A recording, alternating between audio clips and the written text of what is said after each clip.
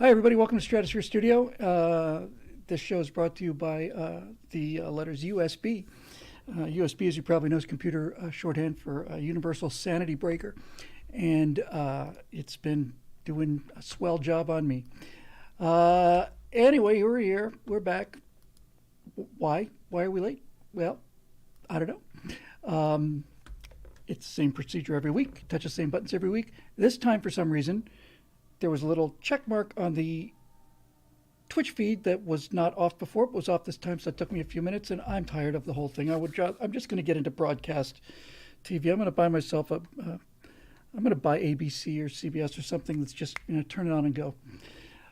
Anyway, sorry about the late start. Here we are. So tonight we got some new colony kind of discussion type things, and had a chance to get a little sleep, a lot of sleep over the last several days, which has helped a lot. So I went out and pulled a couple clips because there's some interesting news on the workflow on the giant bugaboo for all CG animation, and especially lower end CG animation. When I say lower end, I mean, a small studio as opposed to these guys with $400 million, $300 million budgets and teams of 200 and, 7 years to get it done. Unreal Engine has released version 5.2. Normally these point upgrades don't really interest me much. There's usually some small improvement of this or that. But in the 5.2 upgrade, the people that make Metahumans announced that there was finally a new Metahuman update. And there have been, it's an entirely new procedure, which is kind of exciting. I'm going to talk to you guys about. That is, I think, probably where we'll start out today. Who knows where we'll end up? I have been watching a little bit of the Apollo 11 first episode that they put on YouTube again, thank goodness. And the comments have been off the hook crazy, and it's the second time I decided I was just going to watch just a few minutes of it and end up couldn't really take my eyes off of it, which has me thinking some thoughts about future content, which we'll talk about after this. So anyway, I hope everybody's doing well. It's just soul destroying, right? So here's the latest. The big problem we have with something like the colonies is, do you do the whole thing CG? Do you do the whole thing live? Do you do a mix of live and CG? The whole thing live is just completely out of the budget question in terms of the amount of sets. Even a show like The Expanse, I thought, had pretty crummy sets. And so that's just out of the question. Doing live and CG, kind of like the little clips that we did from the Empire of Terror, where we build a practical set with a CG background and we project that onto that super high resolution LED screen. That's pretty cool. That's workable, but you've still got basically two problems here. You've got to do not only a computer graphics studio and get that up and running, you also have to do a live action studio, get that up and running, and then you've got to be pretty selective. You still have a bunch of sets to build. You've got costume issues, you got all of it. So I think probably the way, obviously, to go with this kind of thing is to do the whole thing CG, because then all you need is all you need is a good animation studio. But the problem there has been, continues to be, for me and for other people like Daily Wire, who've expressed some interest in this project, among others. The problem there is that everything looks great except for the humans. And there's a lot of reasons for this, but I don't need to get into the whole uncanny valley thing. Most of you watching this know more about that than I do. But basically, of all the things you might see in a science fiction movie, spaceships, aliens, alien planets, the only thing that you have in your head as a comparison are the human faces. Everything else is unknown to you, so you have no way of judging whether or not it's real looking, fake looking, or whatever the case may be. And that's why humans are so much trouble. That's why getting humans right are so much trouble. Now, there was a workaround that I'm going to show you. I don't even know if workaround is the right term. It's a technology pipeline, and it's working, and I know we can do it. So I'll show you that too. But first of all, I just pulled 2 clips to show you guys today. There is Marisha points out that they went stylized for Clone Wars and Tales of the Jedi on the Star Wars thing because they had to go stylized because they couldn't get the humans to look good enough. I hate stylized. I'm not saying there's not good. I'm not saying there's nothing to it. I'm just saying it's not my cup of tea. I have no interest in doing cartoons. I have no interest in it at all. Zero. The only reason I got involved with Unreal Engine was when it started to look like it was within reach of being believable as real. That's otherwise I simply have ignored the whole thing for 3 decades now. So to me, photorealism is the key, and photorealism is a term that's been bashed to hell. Anytime anybody puts out something that says, oh, it's pretty good, it's not bad looking. Photorealistic, no, it's not. By the way, as an example of this kind of thing, I mentioned that DCS has some shots, exterior shots at Digital Combat Simulator. Some of the jets in the exteriors are so good that I can't tell them apart from real. But when I look at the ground, I can tell that's not real in DCS as it exists today. And certainly when I'm in the cockpit, they put all the digital scratches on things and the textures and all the rest of it. And I'm tempted to sit around and look at this cockpit and go, oh my God, that looks exactly like real life. But then I think about what it does look like in real life, and I say, no, it doesn't look like that. It's not good enough. And so how do we make it good enough? Well, we've talked about this before, but there's a couple of updates. The people that put out Metahumans, which is the Unreal Engine 5 best case CG characters, which came out a little over a year ago, those have been out for a year or two, and the studio that put them out has made a significant improvement. Good Lord, Clay, is everybody your birthday? I'm happy to do it. Just real quick, I have a super chat from Clay Bradley, our friend Clay. It's my friend Terry's birthday. Can she get a shout out? Happy birthday to you, Terry. Happy birthday to you, Terry. Everybody sing along. Happy birthday, dear Terry. Happy birthday to you, and many more. Always happy to do that kind of thing. Hi, Terry. Happy birthday, and on behalf of everybody, I'd like to apologize for the fact that you know Clay so well. All right, so here's our 2 issues, right? In order to achieve this level of realism, we can go about this 2 ways. We can either let the CG characters get good enough to be believable, and the metahumans are the best that they've got for Unreal. And Unity had a tech demo out 6 months ago that looked awfully good. Or we can use another method. And the other method, since I don't want to do live action combined with CG, the other method is to use deepfake. So let me show you the breakthrough announcement that they made just a few days ago, and I'll tell you why this is important. The people that did Metahuman a couple years ago, a year and a half ago, have released a demo video that's about 5-6 days old now for a new piece of software module that they're calling Metahuman Animator. And this may not seem very different, but it is. In order to explain the power of this, let me just tell you what our workflow has been for, for Dias for Dungeon and all the rest of it. Actually, give me 1 second. Let's see if I can. It's not on this drive, I'm sure. All right. So what we do for Dias for Dungeon and all the work that we've done so far, and some of the stuff I've done, I've been pretty happy with Metahuman. It works like this. Put an iPhone there. It has to be an iPhone 10 or later, because the iPhone 10 has a series of infrared cameras that are mapping your face. The reason the iPhone is critical is because the iPhone has facial recognition technology. And they had to be very careful about that because you couldn't unlock somebody's phone by holding up a photo of that person, right? That facial recognition technology to unlock your phone has to be pretty good in 3D. And as it turns out that the iPhone is taking enough information in through that facial recognition technology to produce a pretty good facial capture output. So there's a number of solutions that take the iPhone, run the data out in real time run it into Unreal Engine. The phone is looking at your facial features. It's mapping the changes, sending it to Unreal. Unreal's applying it to a rig, and it's making your Unreal character do facial expressions. And I've gotten pretty good at that. In fact, I've seen a number. You're welcome, Clay, and happy birthday again, Terry.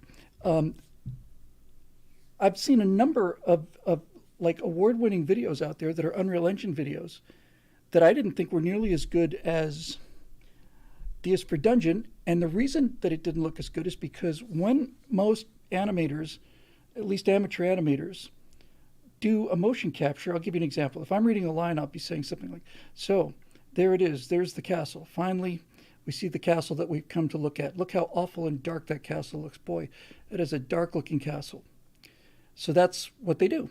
And the eyes are essentially immobile, and it doesn't look right. So what I did, since I had the faces covered by helmets, I was determined to act this thing out with the eyes. So if Zoe's character's standing over to the right, what I did when I did DS for Dungeon and other works is I did this. Wow, look at that castle, huh? I've never seen a castle like that. That thing is just, I mean, look at it from top to bottom. So I got my eyes moving all the time, and the eyes look fantastic. So having those eyes in motion goes a long way to get you out of the uncanny valley, because the eye tracking is excellent, and human eyes are the key to the whole thing. So our procedure, our workflow would be this. I would set up the iPhone, and I would hook it up to Unreal Engine. Now I'm looking into the iPhone camera, and off on the screen, I can see the character that looks as much like me as I could get him. I just play around with it in, Character Creator, and just kind of, move the eyes together and, make it as much like me as I could. And then I would basically perform the thing into the iPhone. And then it would apply that to the Metahuman character. And that's how we've been doing everything. It's done in real time. So Zoe, who did an amazing job on the voiceover, didn't do any motion capture. In DS for Dungeon, I animated my character's facial movements and his as well. And that's a problem, because if I wanted to get Zoe into it, then I would have to bring him in here. What this new Metahuman animator does is it works off of the video, which means that I can send Zoe an iPhone 10. He can record into the phone and then just send me the video file. The video file? Maybe. I think so. Not 100% sure about that, but I think so. Actually, I have to think about that. In any event, what this new thing does is it doesn't just take the flat look of your eyes and map that onto an existing rig. It creates a three-dimensional picture. It imports that picture into Unreal, and then it creates a unique facial rate for your face. As a matter of fact, as you'll see in this demo, it will create a photorealistic, let me correct that, it will create an accurate representation of the person's face as you speak into it. So instead of me having to go into Metahuman and try to make a head that's as much like mine as possible, this thing will just analyze the head and will generate a 3D face that's very, very close to mine. But then it does something really interesting, and that is it's analyzing this four-dimensional picture rather than this two-dimensional image of the eyes, and it makes a much more accurate capture of the emotions. Now, this demo that came out was not too long. It's about 5 minutes. I tried to cut as much fat out of it. This is about 2 minutes here. Yes, Unreal Engine. So first thing I want to show you is this. This is the tech demo that was released about a week ago or less, showing this new procedure. And it begins by having an actor on stage. She's just looking into an iPhone. It's just a simple iPhone. There's a couple lights on the side. And then you'll see it take that iPhone data, create a constant 3D animation thing, create its own facial structure, put the rig on it, and then play it back. And then we'll talk about the 80-20 rule. So first thing to see here is this new thing. It's actually pretty impressive, but it's not perfect. So here's the first one. Ready? Here we go. Okay. Okay, and action. I need performance capture to work like a mirror. I need it to capture whether I'm acting scared or angry. And sometimes all I need is a look. Cut. Thanks, Mel. That was great. Yeah, you're welcome. Metahuman animator uses video and depth data to convert this data into high-fidelity performance animation, and it can even use audio to produce convincing tongue animation. So from now on, it's just a single button click to kick off the processing, which for a performance of this length will take less than a minute to convert into animation. So Mel, while that is processing, let me show you something else. Yeah. Oh, is that me? Yeah, this is what we refer to as your metahuman DNA. Cool. And this is generated by the capture we made earlier, right? Yeah, that's right. So from only 3 frames of video and depth data, we can generate a rig that predicts all of your facial expressions in just a couple of minutes. Wow. And do you only need to do this once for each actor? Yes, that's right. It calibrates the solver to your face so that we can produce the performance in a way that faithfully reproduces your original performance. That sounds cool. Yeah. We can interactively look at the animation while it's being solved and compare it to your original performance. So it looks like it's almost finished. After this, it's going to do one more pass to make the curves more stable. I need performance capture to work like a mirror. I need it to capture whether I'm acting scared or angry. And sometimes, all I need is a look. And all of this is solved directly onto animator-friendly controls. In this case, we are using a bespoke 4D rig, which we created together with Ninja Theory for Hellblade 2, but it's also ready to use on any Metahuman or any other rig that follows our new Metahuman standard. These technologies are completely redefining our creative process, as they will redefine yours when we release Metahuman Animator to everyone in just a couple of months.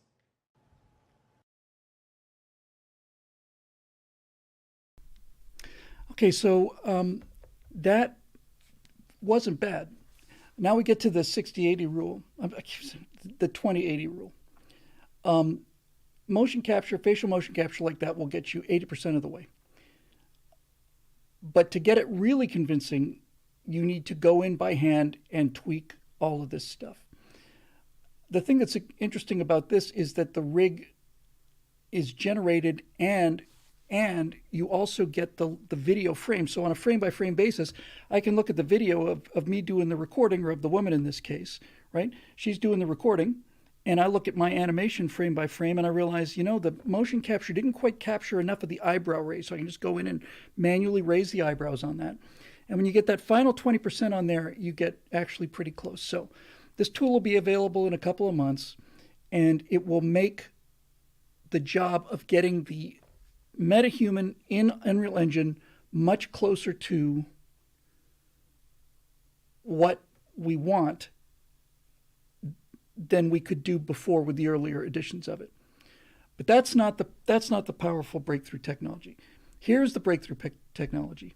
I've shown versions of this before, but this is what I think we have to do, and I'll tell you what I think the potential problem of this is.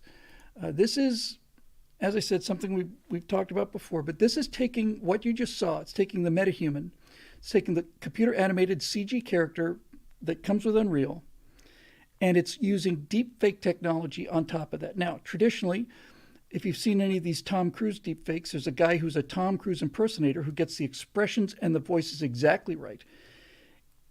And then he deepfakes Tom Cruise's actual face on him, and it's just absolutely fantastic. So what I'm going to show you with this is the difference between a metahuman and a deep-faked metahuman. So I'll try and talk through this as we go here. Here we go. Hopefully this will work. Okay, so the guy basically got as close as he could get to Tom Cruise's face in the Metahuman creator, right? So that's pretty close. Looks quite a bit like Tom Cruise. There it is unanimated, right? Okay, not bad. Now, that's a metahuman character, and what does that metahuman character look like? That's the metahuman character, right? It's close, but it's not. I don't believe it. But now, let's put a deep fake of Tom Cruise on top of this animated character. Now that I believe. And it will respond to all the lighting changes. If you change the lighting on the metahuman model, the deepfake will automatically compensate for shadow, lighting, color, and all the rest of it. I can live with a character like that. I think that character looks completely believable.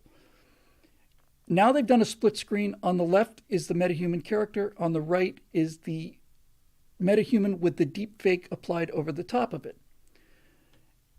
And there's a night and day difference. I wish he was lit a little more evenly so you could really tell. But just look at the eyes. Eyes on the right-hand part of the screen are Tom Cruise's eyes. They're moving according to the Metahuman character. That's the end of that clip, so we just stop that again here. Goodbye to you. And so this is the way that I've been wanting to go.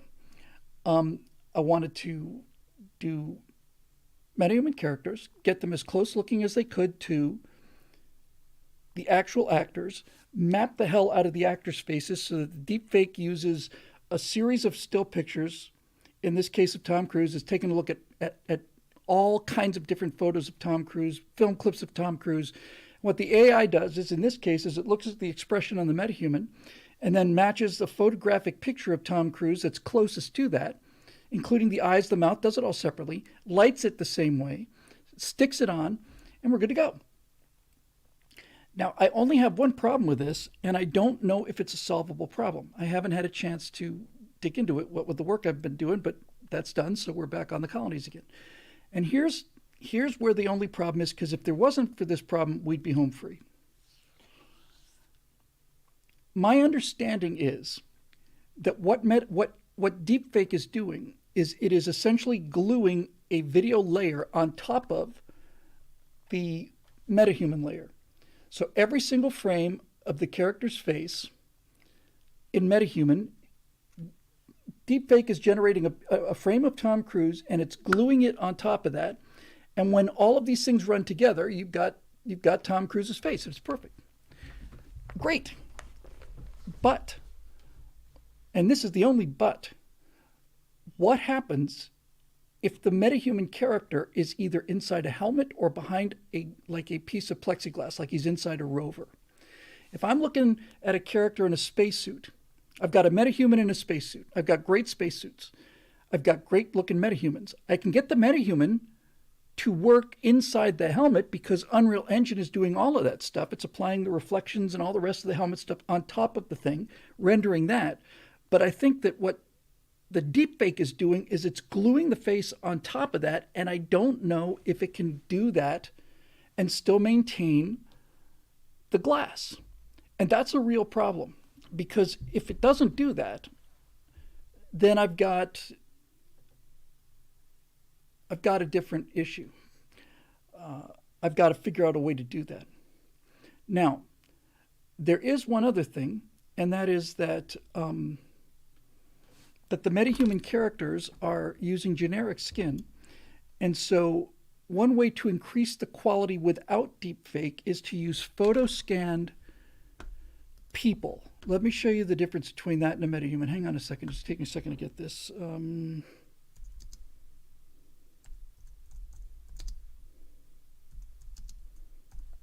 I'll show you the difference here. Give me a second.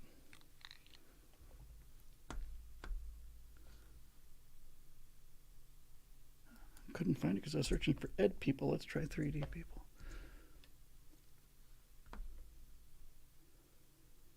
Is it 1024? I always get that wrong. Okay, so I want to show you just a still of what a 3D scanned head looks like. Because when you scan the head 3D, you not only get the topography right, you also get the skin textures. It's pulling the skin textures off of the photograph. So give me 1 second. I know exactly what I'm looking for here. I just got to find it. Head scans.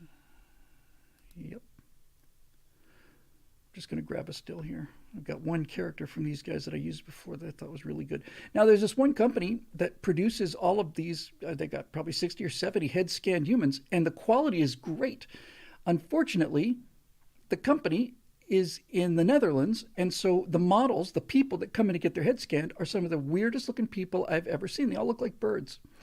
They're just very strange looking people. So I'll take the one I like the most, the least strange looking individual. Let me just find him here, because we're not really worried about the individual so much as we're looking at the example. Yeah, this is the guy who I think is best. And this is only like $70 for this head. I'll find an example. Yeah, I'll just take this one.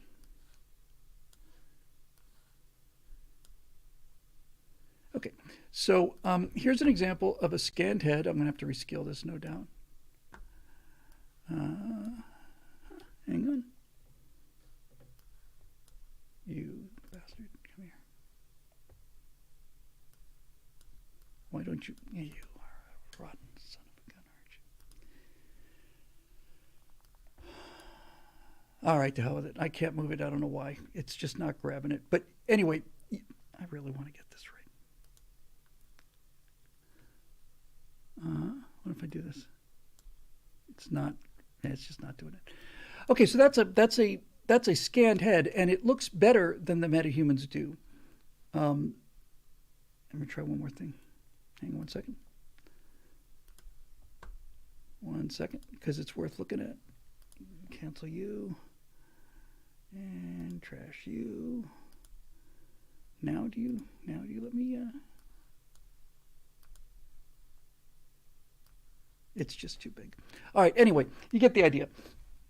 So you can get closer that way, and that's what I'm going to be experimenting with next. Next thing I'm going to do is I'm going to take this head and I'm going to have it sent in and have it rigged for the iPhone animation, which is what I've been using before. There's another issue that we can improve on, and that is that the iPhone animation, which is what I've been using exclusively, generates 52 different morph targets. So when I use the iPhone to animate, it's using a model that has 52 standard expressions, right? All of this stuff, all of the, there's 52 of those morph targets. Some rigs will go to 244 morph targets, and the more different targets you get, the more subtle the improvement is. Oh, wow, Marisha's got something to say here. Hang on a second, it's interesting. I want to say that deepfake uses triplanar shading, which uses projection onto the mesh. Any accessories would have to be separate models without transparent material for it to pass through. Yes, so I can't do the helmets, which is what I thought.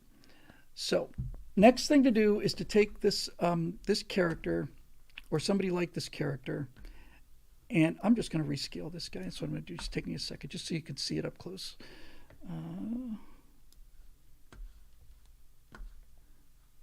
Because when you see the detail on this, image size, here we go.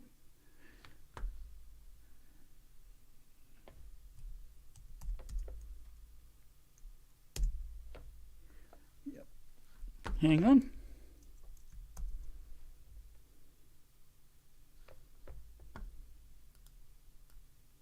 Hang on. I hate this dead air, and I apologize for it.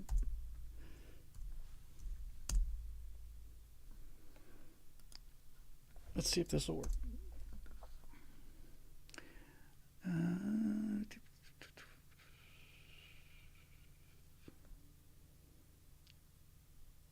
Come on, Billy. You can do it. You can do it, Bill. Got confidence in you, Bill.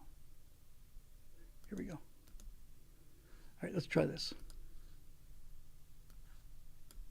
Hey, there you go.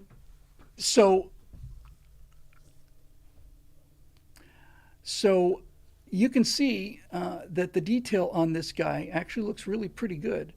And this one might be behaving. No, it's still not great. I don't know what the hell the problem is. Hey, hold on. Anyway, that is a considerably better looking quality than the Metahuman thing, because it is using the guy's actual skin texture as he was sitting in there. So that gives us some wiggle room. So as far as the colonies go, my next set of tests are going to be to take one of these characters that I think are of higher quality than the metahumans. I'm going to have the 52 morph shades blended onto them. I'm going to animate that guy, and I'm going to see how realistic I can get him to look. I have used that model in some of my tests for the colonies from a couple years ago, but it wasn't animated. So while he looked good, he looked a little dead. I'm going to put him into some different lighting situations and see how he looks. If it turns out that this is close enough, then I don't need to deepfake it, and that saves a ton of time and effort, a ton. And it also solves the problem, because that 3D head that you just saw, this guy, does not have, there's no deepfake glued onto the top of it. That's the model. That's the model at work. So if I take that model and it looks this good in Unreal and I animate it, then he can be inside a helmet. He can be inside a helmet, inside a cockpit. He can do all kinds of things. So that's what's actually next for us on the colonies test project, is seeing if we can get the realism level on the humans that we want inside of Unreal without the deep fake. And this would be the next step. So that's what I plan to do, and I hope to have that by next Monday to show you guys whether that's working or not. I feel actually pretty good about it. So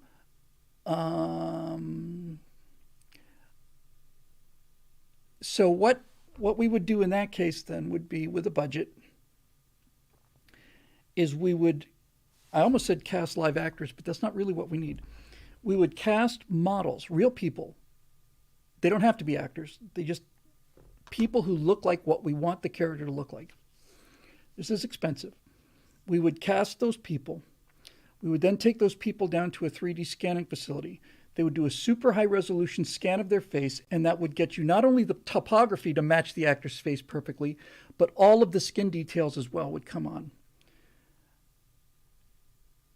Now, you would have to do that on high level for your hero characters, but you could probably get by with, you'd have to do a fair amount of it. Nice thing about that is you get,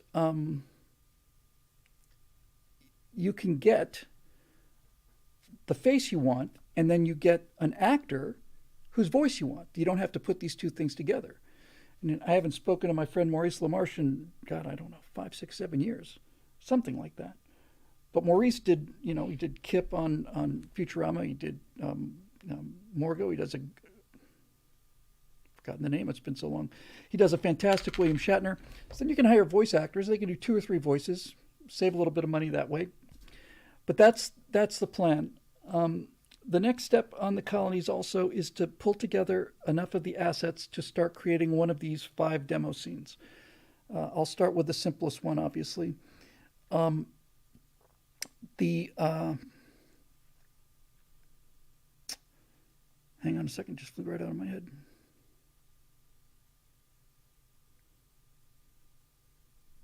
Things that were very difficult on the most difficult part of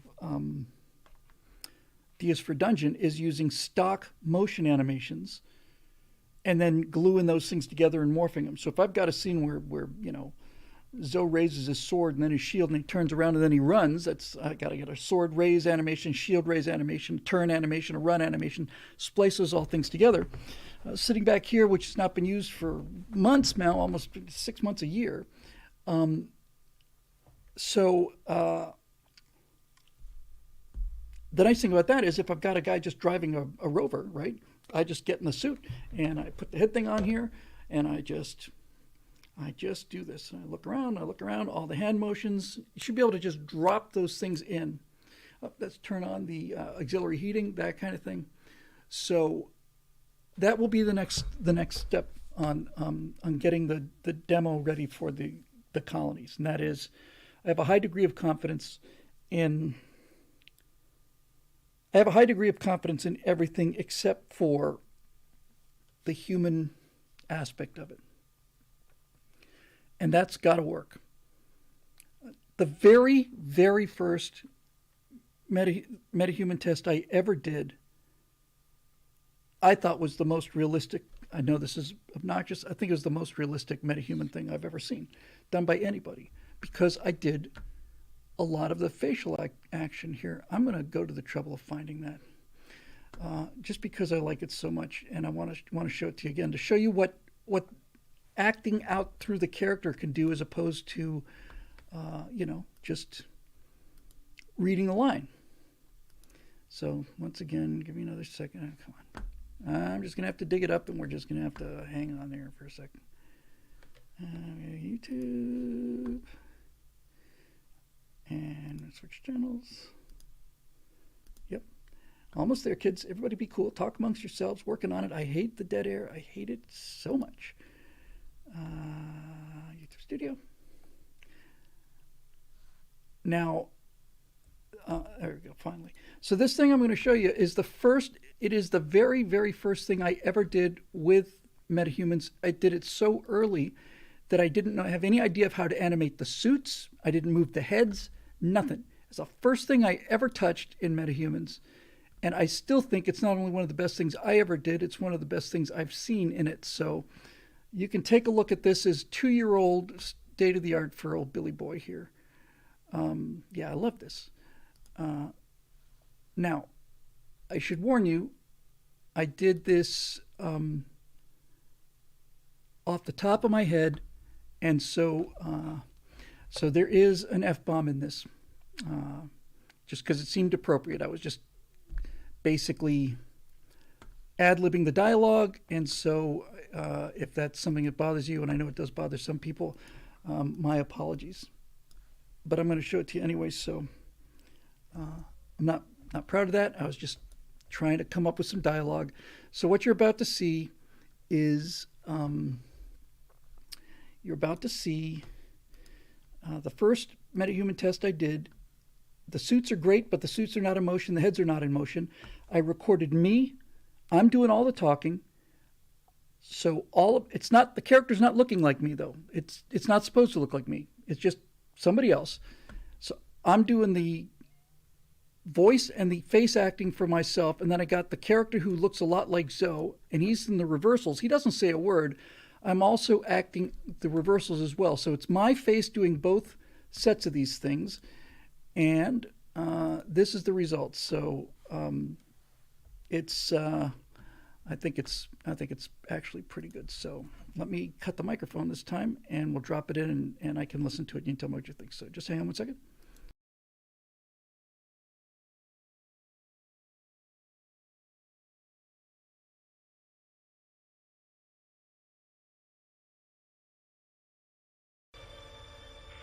Hey man, you don't have to like it. I don't like it either.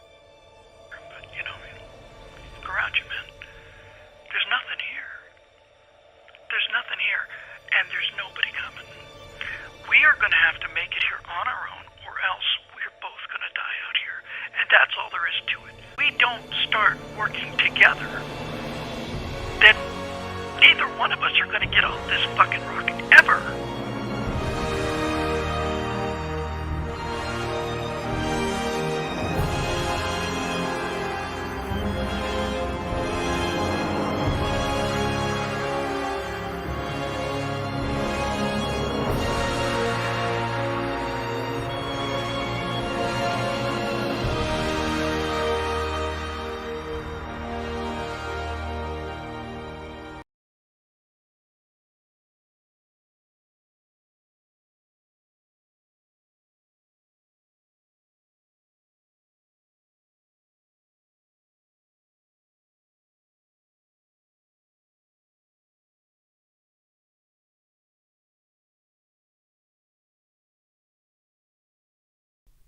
I'm so tired of this, honestly.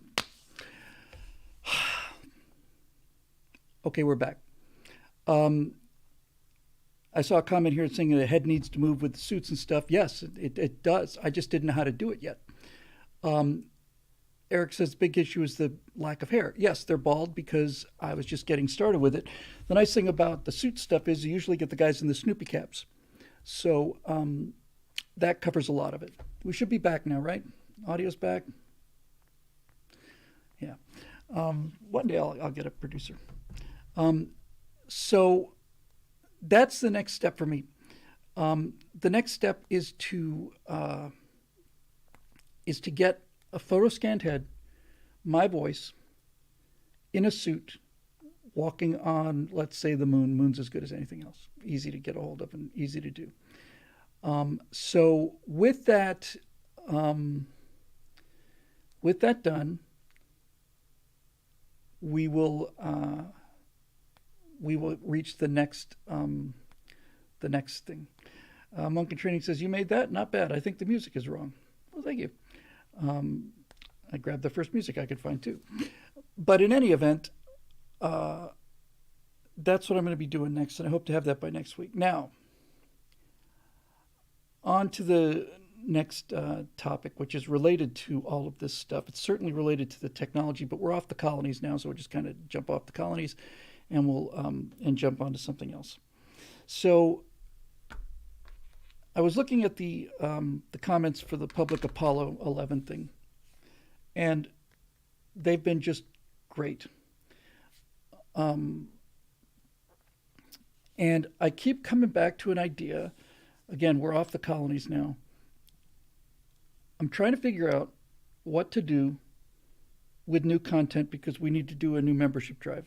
We've lost almost pretty nearly half the members that we had right after the election in 2020. Now, a bunch of those people fell off within a month or two after they realized I couldn't overturn the results of the election, and I don't know if I promised to do that. It wouldn't surprise me if I did. I was pretty far out of it.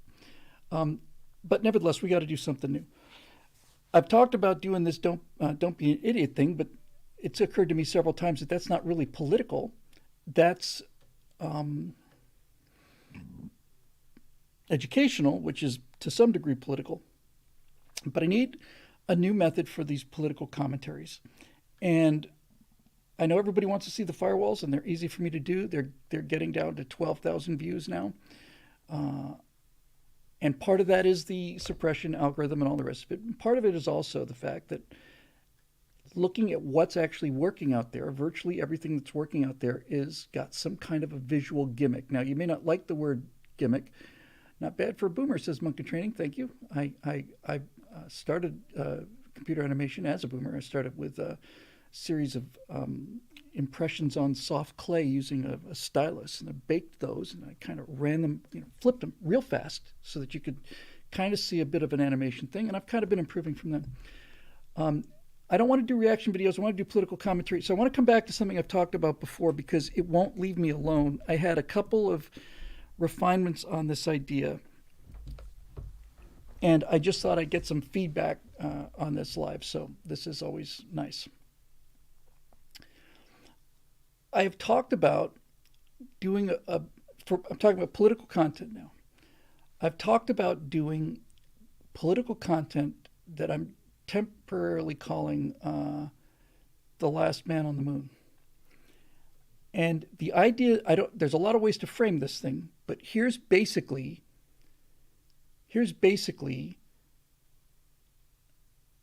how it would work. It would be completely CG, and it would be a guy who's stuck in a small habitat, who's got no other form of entertainment other than to watch the news feed coming from the Earth. In this regard, it's quite a bit like Mystery Science Theater 3000, right? Got nothing else to watch up there. And so there's a couple ways to do this. One way to do it would be to use an Apollo suit. They've got some excellent Apollo suit models. I could just basically... So here's one pitch, right?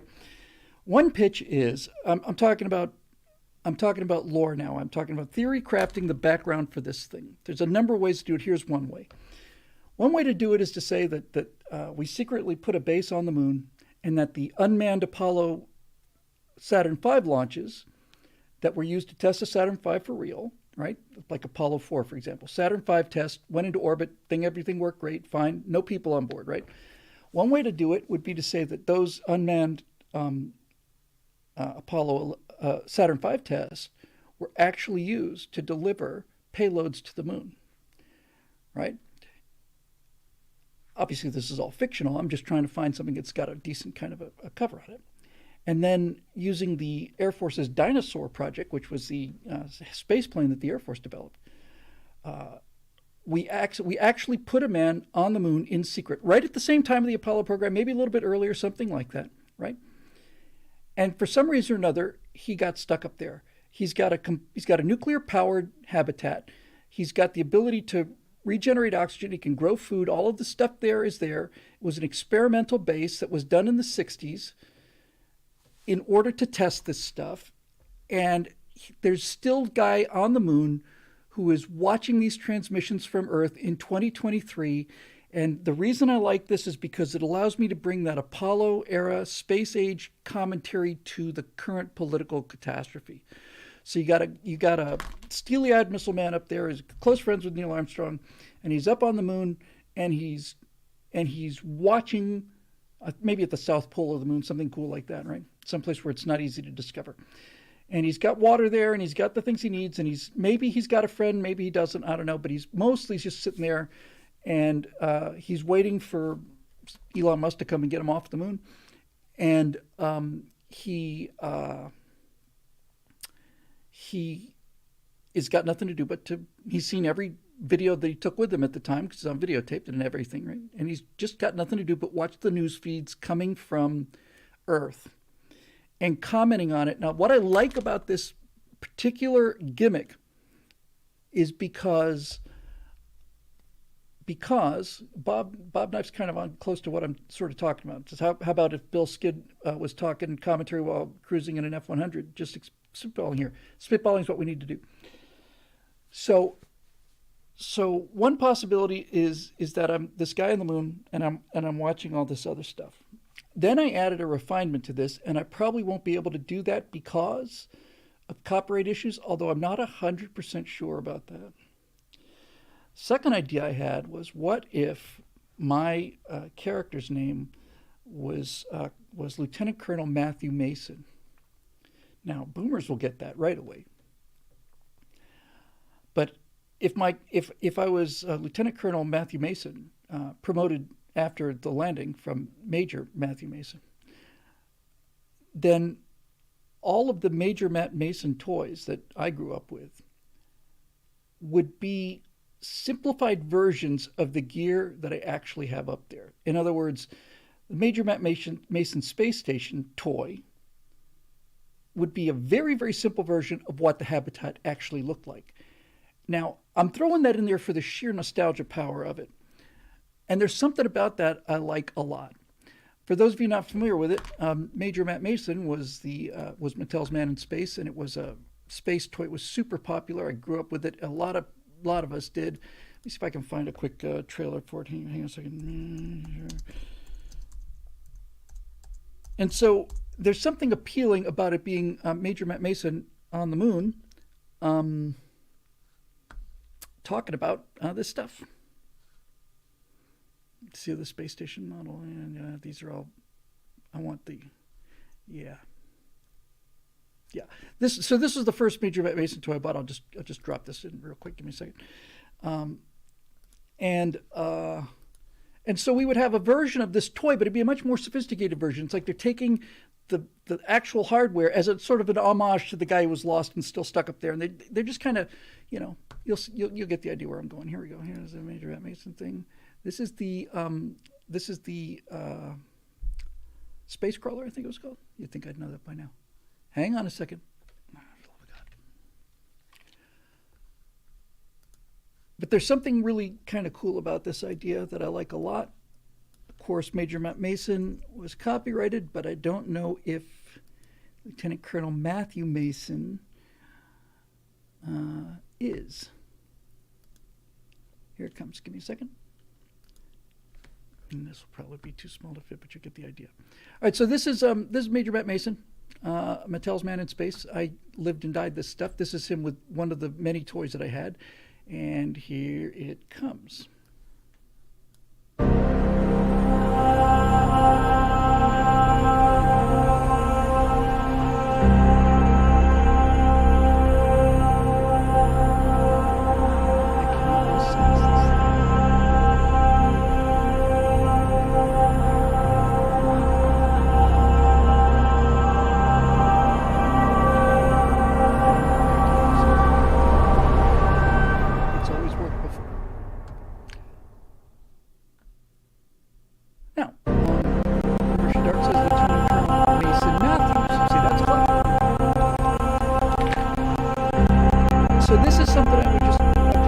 Idea of for nostalgia's sake. So here's the end result that I'm looking for.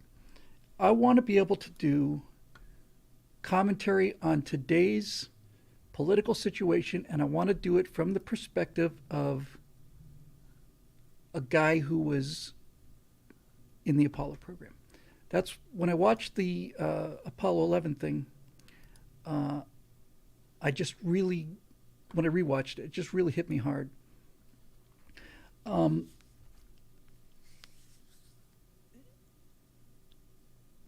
that I got the inspiration for this Last Man on the Moon's been floating around in my head for almost a year now. But watching, since Daily Wire reloaded the first of the Apollo 11 series, I've been watching that first episode,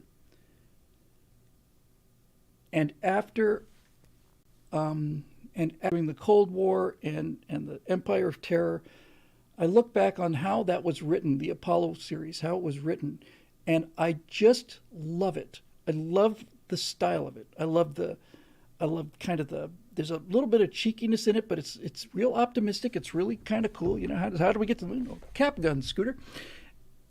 That aspect of it I really like. And so what I'm toying with is the idea of taking the guy who's the host of the Apollo 11, what we saw, putting him on the moon, and having him do his thing. Now, one option, just occurred to me just now, is that the set for Apollo 11, what we saw thing, I always envisioned it as an underground bunker. It's a backup mission command, backup mission control. So it's possible that the thing's buried in a mountain and the guy got stuck down there, couldn't get out, but I think it's probably better. Monkey Training says, in my humble opinion, political commentary is dead. Daily Wire may be bigger, but I'm only subscribed to them for the cultural stuff. Politics ruined everything. Semper Fi. Yes, but that's what people are here for. And I like the idea of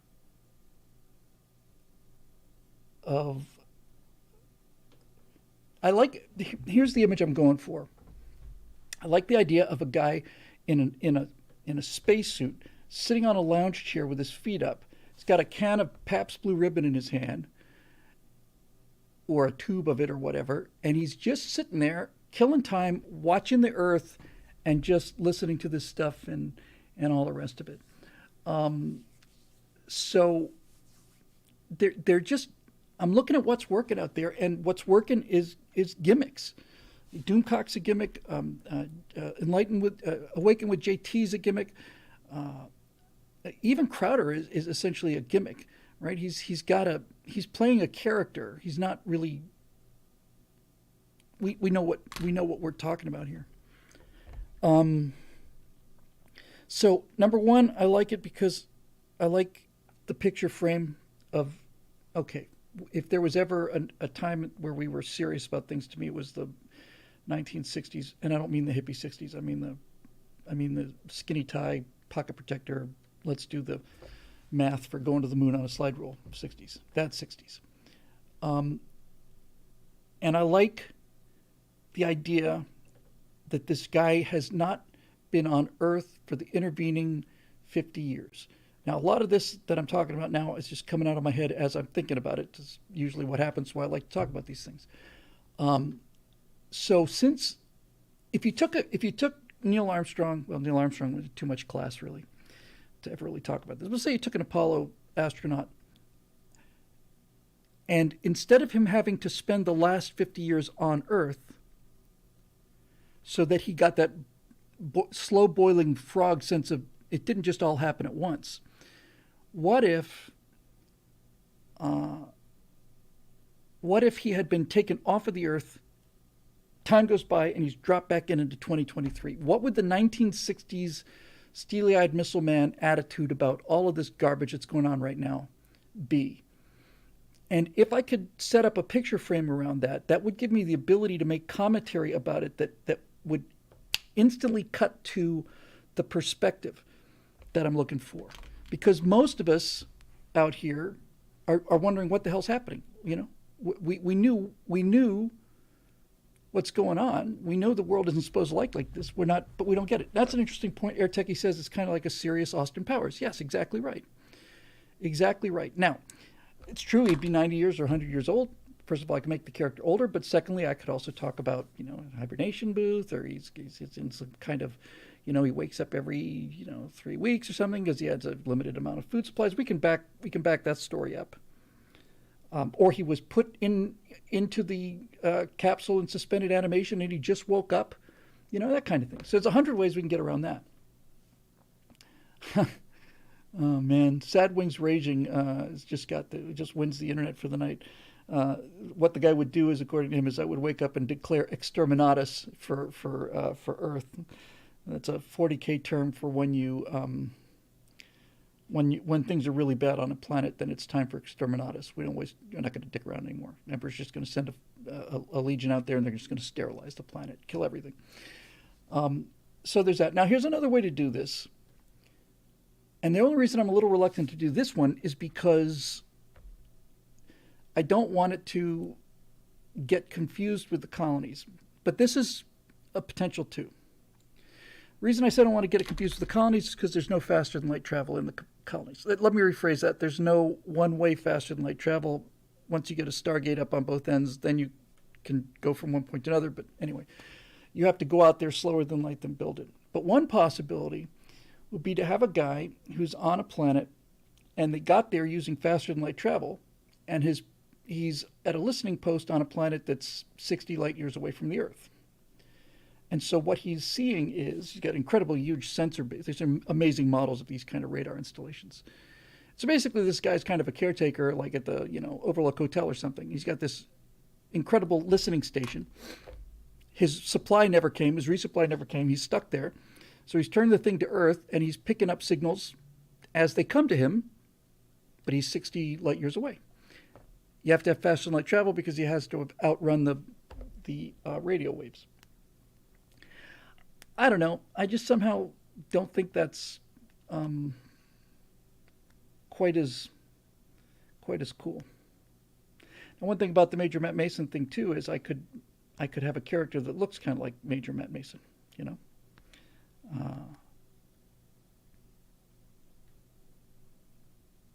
Bill, Twitch makes it impossible for me to even sign into my account. I am Tom Bombadil, and I cannot log into Twitch.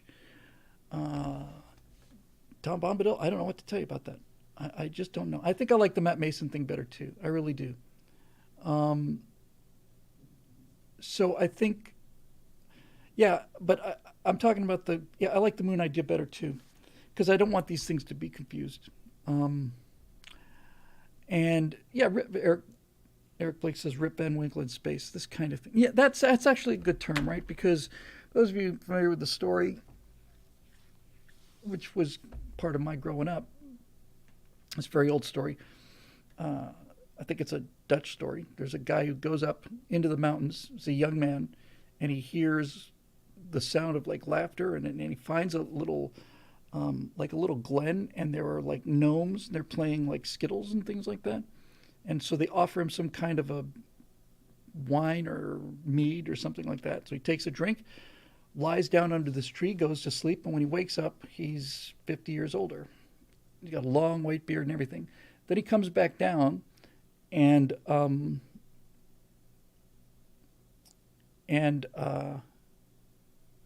everybody he knows is gone. So there's another cool thing about doing it as a moon mission, and that is you get to use kind of retro technology. For instance, the TV camera would be black and white, and you get the scan lines. You get Biden up there on a black and white TV with the scan lines. Now you're starting to get into kind of cool territory. And I don't know. I just think there's something to this. And so I guess the only way to really do that is to do a test. The simplest test should be the easiest one, to just proof of concept test. And that might be just to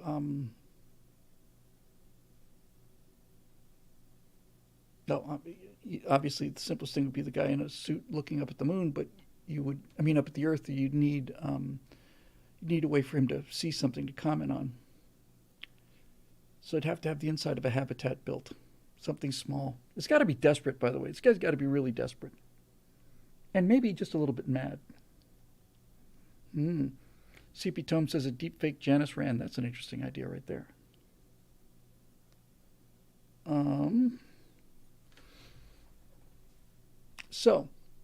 I do not want to confuse it with the colonies. I don't want to make it part of the colonies. On the contrary, I want to separate it as much as possible. So that's a thought. And that's something else I can do. And furthermore, it's something I can do alongside of the other thing I said I need to do, which is to get the as realistic a face as possible. So I can kill two birds with one stone there. I can get one of those scan faces, get the morph targets for it, pull it into Unreal, do a test on the political commentary, and that would give me a realism test on the suit and also give me a realism test from in terms of the political commentary. Kent Niebergall in YouTube says it could be even a guy on a Pacific island with access to radio or TV. Yeah, that's kind of Gilligan's Island answer, right? And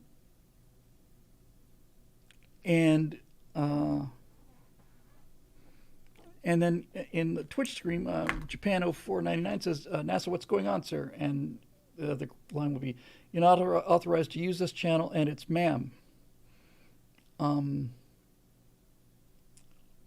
So does he stop talking with Earth because he can't talk with Earth any longer? Or does he stop talking with Mission Control because it's just too heartbreaking? Maybe he'd be just talking to other 60s steely-eyed missile men using shortwave or something. Now, Marusha, of course, brings a question up that has to be answered, and that is, well, Mitch had a good point. She said, who's the target audience? Well, the target audience would be, number one, trying to get new people into it, but also I got to do something to get new members in here, and I feel like I need something different. I can more or less maintain what I've got by doing, regular firewalls. It's just that nobody's watching them anymore. And I don't know how many more things I can talk about that I haven't already talked about with those things. I mean, the memorable firewalls are the ones that are really well researched, and there's a timelessness to them, right? Like number one with the bullet, that business about let's look at gun violence. Let's see which places violent and which places aren't. Those are great, and I can still do those. But there comes a point when you have to open it up enough so that you can get kind of new people in there. Netflix show character lived off the moon alone and had a lawn chair, more or less. There was a Sam Rockwell movie called Moon, which was kind of like this.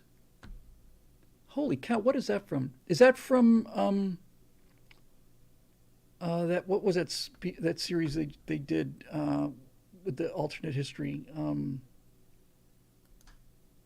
We came in for all mankind. What's it called? I don't remember. I didn't particularly like it very much.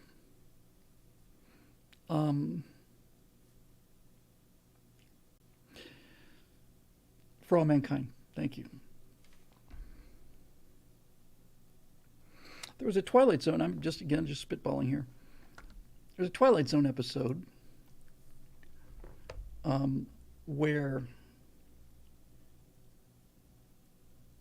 there was an astronaut. He was stuck on this. They called it an asteroid, but it was, had a full atmosphere and stuff.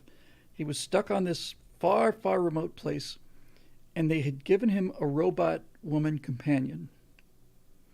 I don't remember the details of it, but he starts out interacting with the thing, and it acts like a toaster. But over time, he gets to fall in love with this creature, and then I think they're ready to take him back or something, and he has to leave this robot companion on the moon, and he doesn't want to.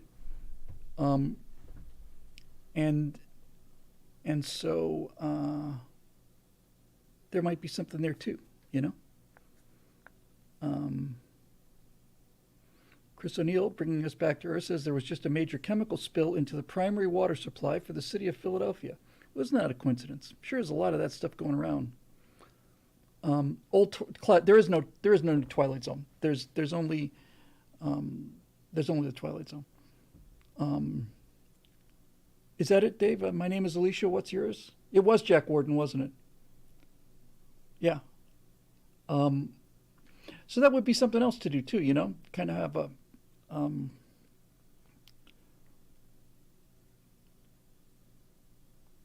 all of this is so speculative. I'm having a hard time really kind of answering it, but it is interesting if you had, first of all, be visually cool. to have like a Janice Rand kind of a space companion, let's just say, especially if she were wired to be programmed like a 60s housewife. Then you get into interesting things too, like the robotic companion could say, just because I declare I'm a woman doesn't mean I'm a woman. I'm a machine.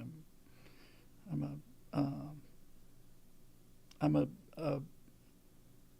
what's the word I'm looking for? I'm an approximation. I'm a creation. You can't just wish yourself into something like that.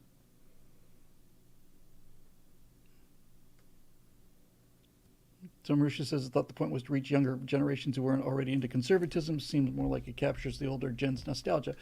Well, it does capture the older generation's nostalgia, and older generations where most of our membership money comes from. It's my primary concern right now. But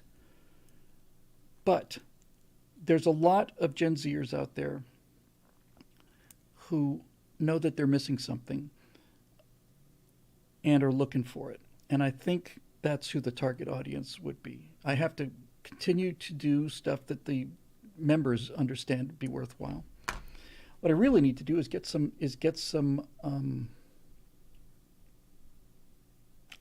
memberships in, help us kind of move this thing along here. Japan 499 says, I'm sorry if I had Janice Rand around, I don't think I'd be commenting about news. No, I agree, although there's 24 hours in a day. I think I'm probably just going to have to go along with this just to get it out of my system to see whether it works or not.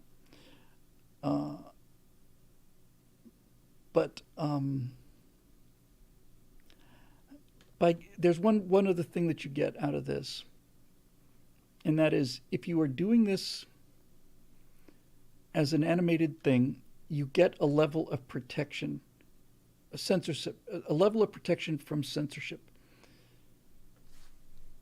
South Park, for example, and Family Guy to a lesser extent, but South Park gets to talk about things in a way that no one else talks about them because it's an animated show. You could never have Trey and Matt on there saying the things that Cartman says. It just wouldn't happen. It just wouldn't be allowed to happen. So that gives you a, it gives you a something.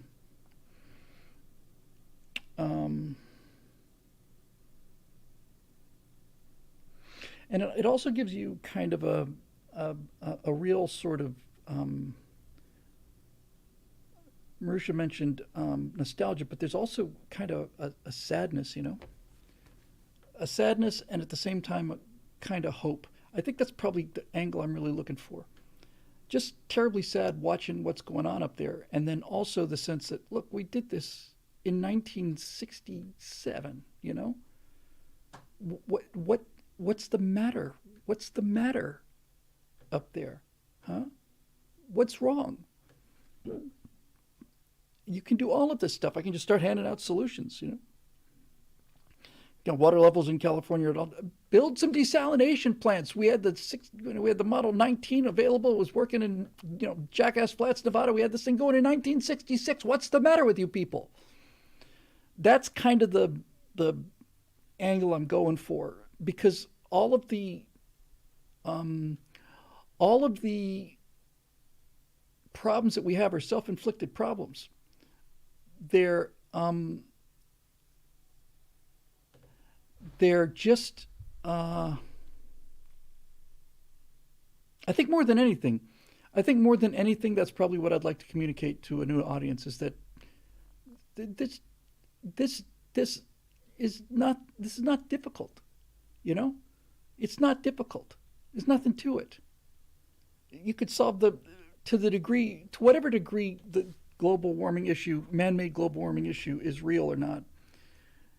There have been a number of different engineering solutions. One of them is to put particulate dust in the air or build, mirrors, and these mirrors have to be something like, I want to say 200 kilometers across or some things like that. I don't know. But just as one example, ironic example, if you really wanted to cool the Earth down, you could reroute the airplane flights that are supposedly putting out all this carbon. You could route them specifically to be in the contrails, right? Everybody's talking about, oh, look, it's chemtrails. It's not chemtrails. It's ice particles coming from high bypass engines that are much, much larger in volume and much more persistent. And I'm not going to get into that. You believe they're chemtrails, you're welcome to believe it. But I know what it is. But one of the things you could do is you could just reroute air traffic to fly in the contrails. Find the altitude where the contrails are going and do that. What you would end up doing is you would end up putting a lot more clouds in the sky. And the nice thing about this, the essential thing about this is you would mechanically cool the Earth, which is a much better way to do it. Put a shade out is much easier than lowering greenhouse gases. But the essential quality of this particular plan would be that it is immediately reversible. You're not doing anything permanent. You're not doing something that can't be undone. You're not putting high altitude you get around the law of unintended consequences by doing something you just turn off. You just turn it off tomorrow.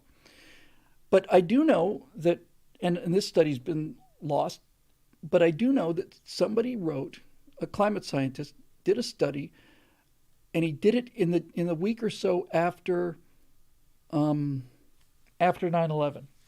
And he noticed that there was a significant increase in the temperature of the Earth because the number of contrail shadows were down, which meant that the Earth was less cloudy than it would be because of these high-level contrails.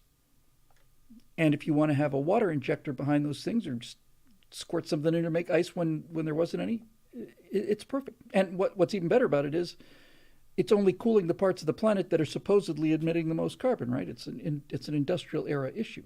You just do it, and if it works, then stop doing it. And if it doesn't work, then stop doing it. But we're never given that, right? The whole point of the kind of commentary I would be able to do is to say, here's a solution that I just did on the back of an envelope, and here's the math on it. And why is it that the big brains back up there now, the idea of an engineering solution to them just never enters the picture, right? Why would you got a problem? You claim you got a problem? Here's how you fix it. It's simple. It's simple. It's inexpensive. You don't have to build a fleet of jets. The jets are already up there. Just do it. Find out how much it works. If it will work, something will work. There's no question it will work. And then tweak as necessary. You've got too much. It's getting too cold. You've got too many jets in the cons. Fly them above the cons or below, but you're almost always above the cons. Just change the altitude. I got this idea about the cons from DCS, because in DCS you'll watch these guys in these fighter jets climbing, and somewhere around 20,000, 25,000 feet or something, they're invisible, and then you'll hear somebody like Growling Signwiner or somebody like that say, okay, he should be entering the cons any minute now.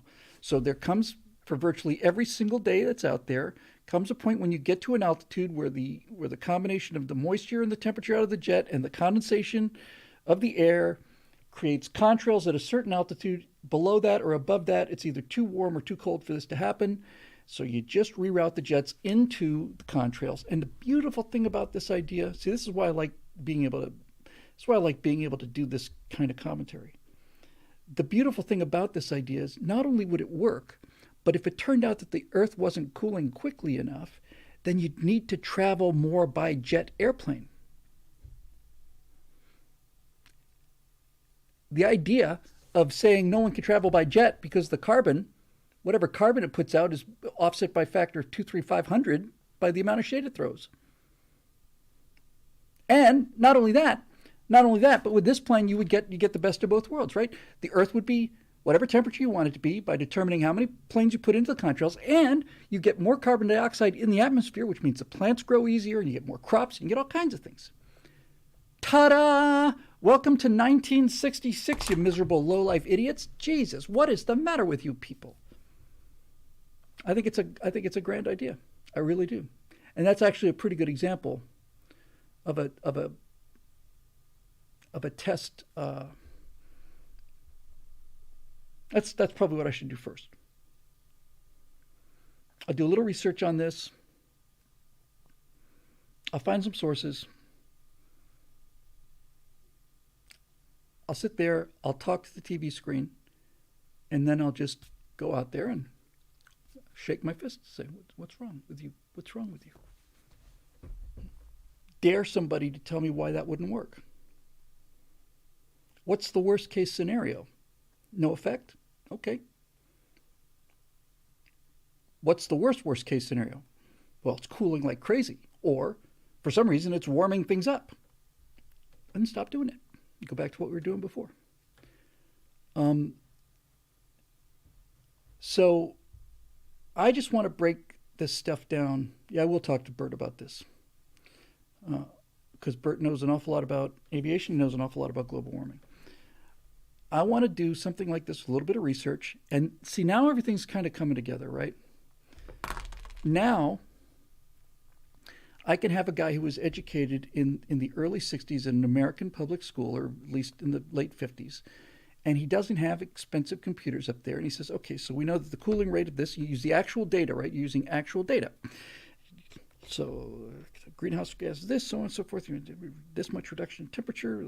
Get the slide rule out, right? It's 14.2%. It's 14.2 times 726 is right there. Yeah. Do it. And AOC says we have fleets of aircraft at Davis-Monthan Air Force Base that can fly no emissions. You don't need them. You've got 45,000 flights in the U.S. alone every single day. You don't need them. It's like Uber. It's like you don't need to go out and buy a fleet of cars for Uber to work. The cars are already there. You just need to organize this stuff. This kills so many birds in one stone. It just make me happy. It'd be able to take apart the global warming thing, and you'd be able to take apart the chemtrails thing. I think it'd be fun. I'm going to try that. I've got an actual target. I know it advances our ability to do the colonies through making the characters as realistic as possible, gives us a chance to see how realistic we can make them. It gives me a chance to do political commentary. It gives me a chance to do all of this stuff. And Battlesmurf says, instead of Don't Be an Idiot, Let's Quit Being Idiots, a series of short shows. Yeah.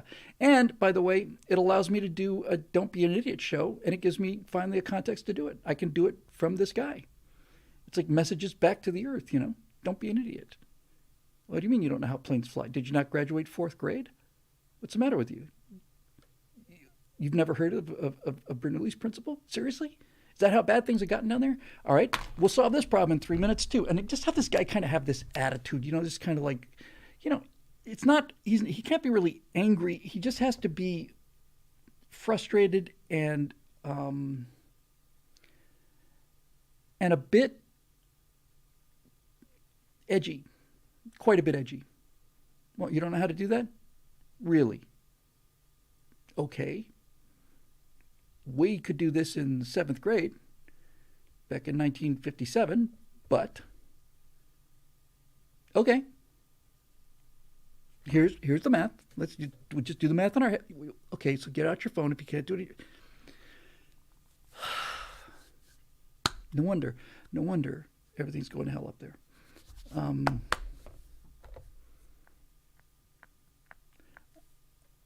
I love this idea, says Eric. I loved it too. Now I've got a target. And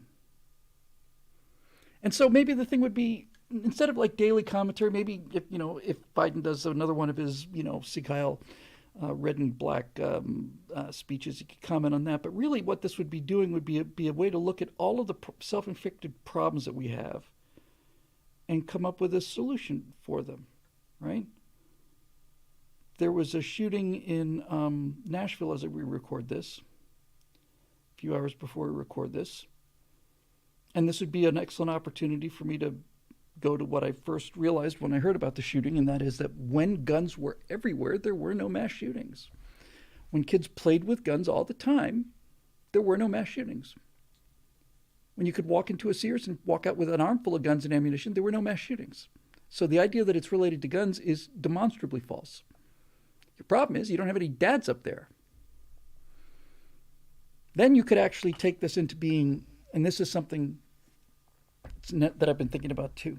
I haven't heard him lately, but there was a guy out there, we did a right angle on him, I want to say 4 or 5 years ago. He was a YouTube channel, he had huge numbers, and he was basically being the father that these millennials and Gen Zers never had. So he would do things like, here's how you tie a tie.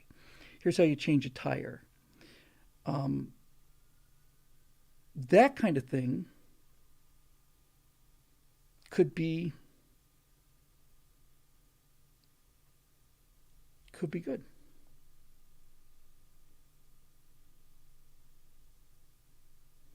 Yeah, Sad Wings Raging says, when lunatics were institutionalized, we didn't have this either. See, this gives me a chance to what this does is this gives me a chance to comment on American problems as an American, but from outside of America. That's what I want. I want to be able to do it from the outside, as if this is the stupid timeline and something really bad happened right around 67, 68.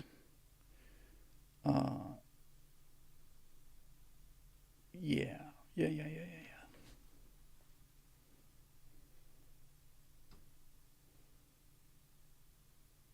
This has got me thinking in a good way. All right, so let me take a couple questions, and then I will get home and get to work on all of this cool stuff. Was it Dad? How do I? I'm just curious to see if since I got YouTube right here, let me just see if he's what he's doing here.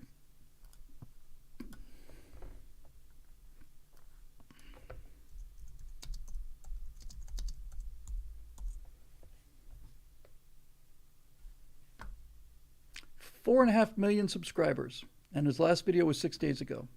His numbers are down significantly. Dad, how do I tie a tie? 2 million views. I'm not trying to walk into this guy's space.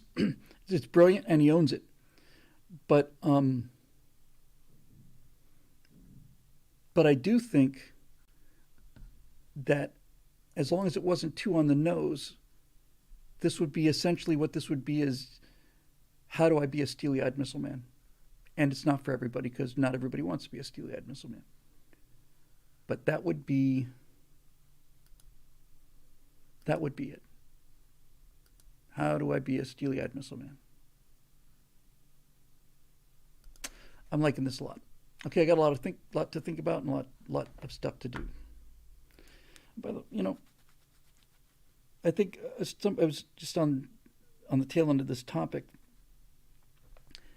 I was looking at yet another video on the trans movement, and Dylan Mulvaney and all the rest of it. It was from some different guy I hadn't seen before. And this explosion in kids thinking they're trans has happened instantly in terms of within the last year or two. In the Sacred Order of Knightly Valor is in the 1960s, before it was cool to be stupid. See, now that's the kind of thing I'm talking about, buddy. Before it was cool to be stupid, before it was cool to be weak, before it was cool to be a victim, before it was cool to be helpless, before it was cool to be dependent, all of this stuff. So with the trans thing, right, it's like, where did all this stuff come from? There's no question that a lot of it's coming down from the top, but also true that that what I think is causing this is, I've been talking for years and years and years now about women warriors, about these kick-ass women and these weak men that we're seeing in our movies, right? Luke Skywalker, for example, goes from being a hero to being this kind of weak old crybaby. All the male characters are just there to basically, look stupid so that the women can look smart. I think that one of the reasons that we're seeing this explosion in so-called trans kids is because we no longer have role models that are clearly separated. Now our role models are essentially interchangeable. The biological females can beat the hell out of everybody, and the biological males sit in the corner and cry. And so when you present, and these are young kids generally, when you no longer have this divergence of role models, when there's no longer a big clarity between what a man should be and what a woman should be, then of course you have this confusion, right? What difference does it make, honestly? You look at it in the culture today, it's like, well, do you want to be a male or a female? What difference does it make? There's no difference between the two. I've spoken about this many times, but it's just very powerful. One of my favorite movies ever was called The Artist, and it was a silent movie made, 5, 6, 7 years ago. A terrific silent movie about a silent movie star who's past his prime. He falls in love with this young upcoming movie star. She's worshipped him from afar forever. She becomes phenomenally successful. He becomes less and less relevant, but she still loves him, and happy ending. And you've got these characters doing these incredible dance numbers, and the actor playing the movie star is always got his hair completely slicked back. He's got a pencil-thin mustache, you know. He's always dressed. Most of the time, he's in a either tuxedo and tails or something. The woman is always beautiful. She's always wearing a dress. She's always gorgeous. When they have the dance number, she's in a gown. It's like there are these two binary things, male and female. Perfect. It's great. And then I saw the actors being interviewed on, you know, Good Morning America or whatever. And the guy has got, you know, he's got a 5 o'clock shadow, and he's wearing a baggy T-shirt, and he's kind of slumping on the thing, and he's looking down, and the woman looks like dressed exactly like he is. They're both wearing jeans and T-shirts. And I looked at this, I said, who are these people? Who are they? And that's part of the problem. You know, that's the issue. It was Errol Flynn, exactly right, said Wings. That's who he was. He was Errol Flynn. And I think that's something that could be talked about as well. Getting all kind of ideas on this now.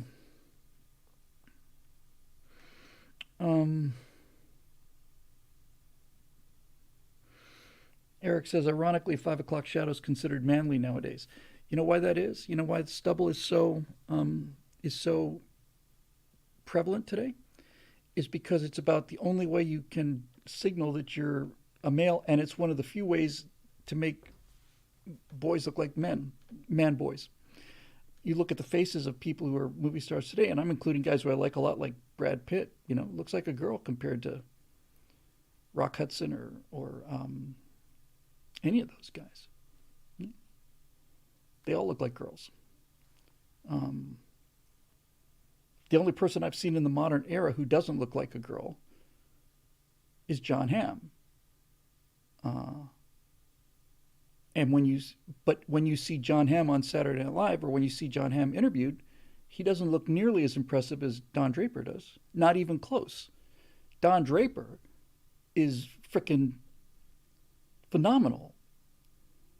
Right? He's phenomenal. And then you see John Hamm, and he's like, it's okay. Henry Cavill also has that effect. When Cavill's, what did I see him recently? And it was dressed to the nines and stuff. Oh, was it the Tom Cruise movie? Maybe. Yeah, he doesn't look like a kid. Doesn't look like a boy. All right. Anyway, let's knock a couple questions down, and then I got more things to get to work on as usual. Okay.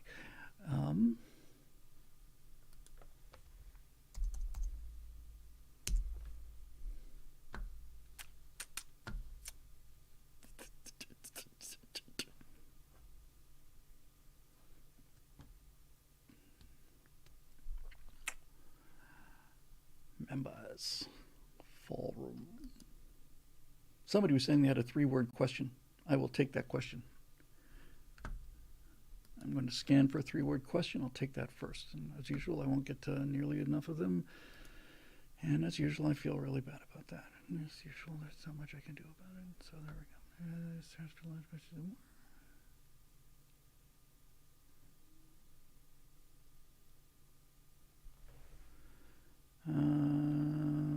Scanning. Hey, there's a picture of Eric Blake at long last. How about that?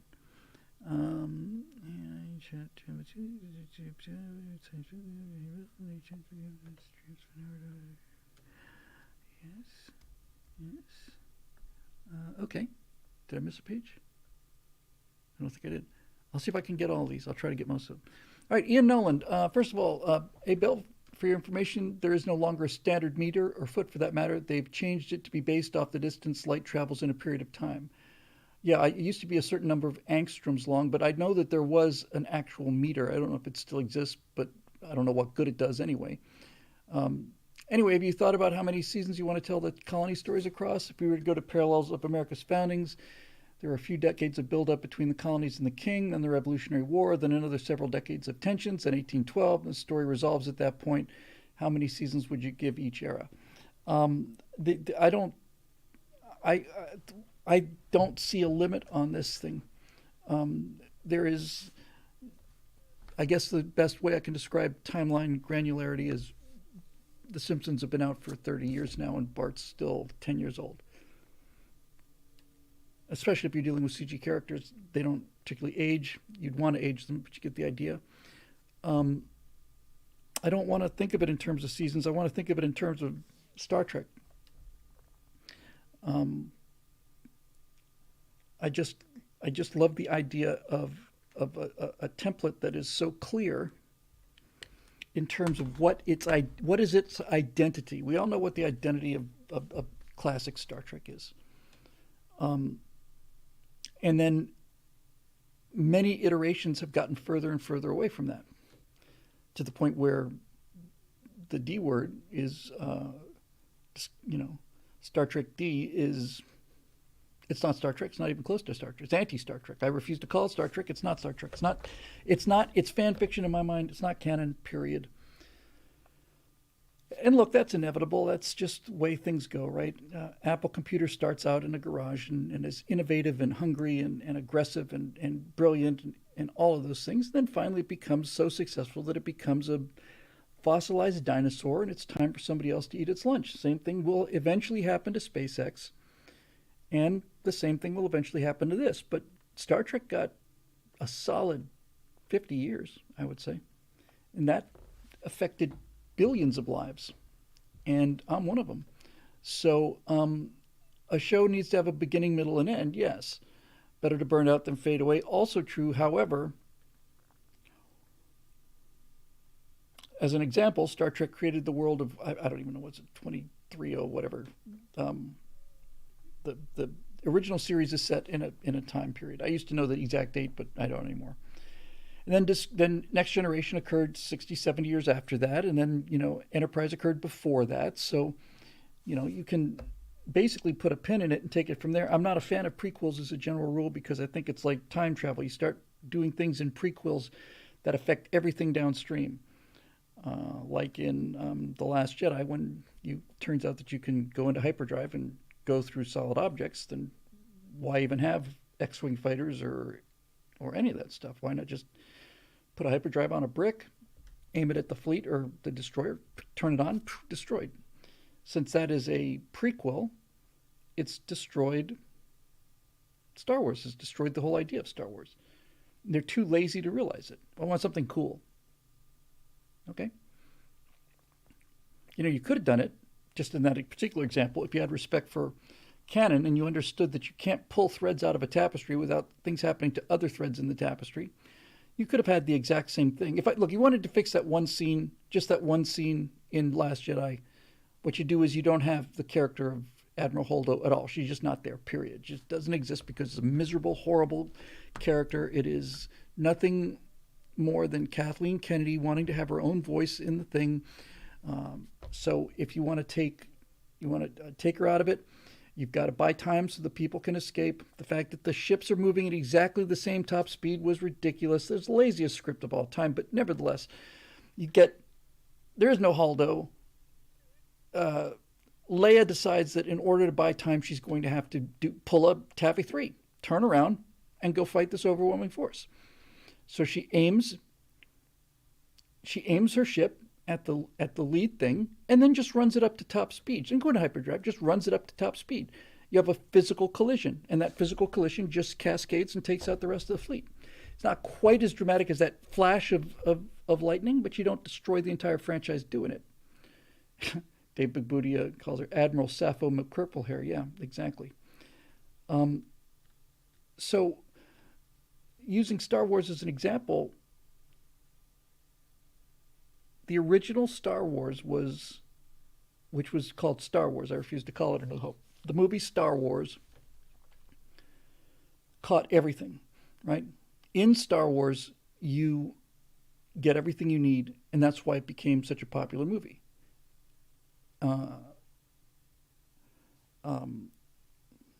The Empire Strikes Back was an elaboration on and added additional material to what the original story was. didn't negate the original story.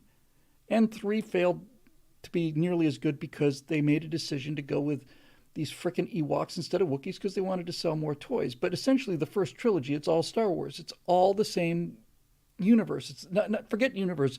It's the same moral framework. Fun, adventure, not too serious, but serious enough to get some tears out of people, right? Boom.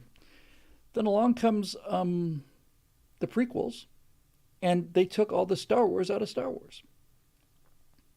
Forget the fact that they used all this CG that looked crummy. If you'd done the prequels as live action, you'd still have nothing but talking. You'd still have... I did not realize that. Dave Big Booty, I never ever realized that. Dave Big Booty says Ewok is Wookiee backwards. It's close to that. It's certainly a Ewok and Wookiee. Never realized that, but yeah, you get the idea. So the prequels were done by George Lucas completely, and they weren't Star Wars. And the reason they weren't Star Wars, they had lightsabers, they had Yoda, they had space battles, but it wasn't Star Wars. You know why? It's really easy for me.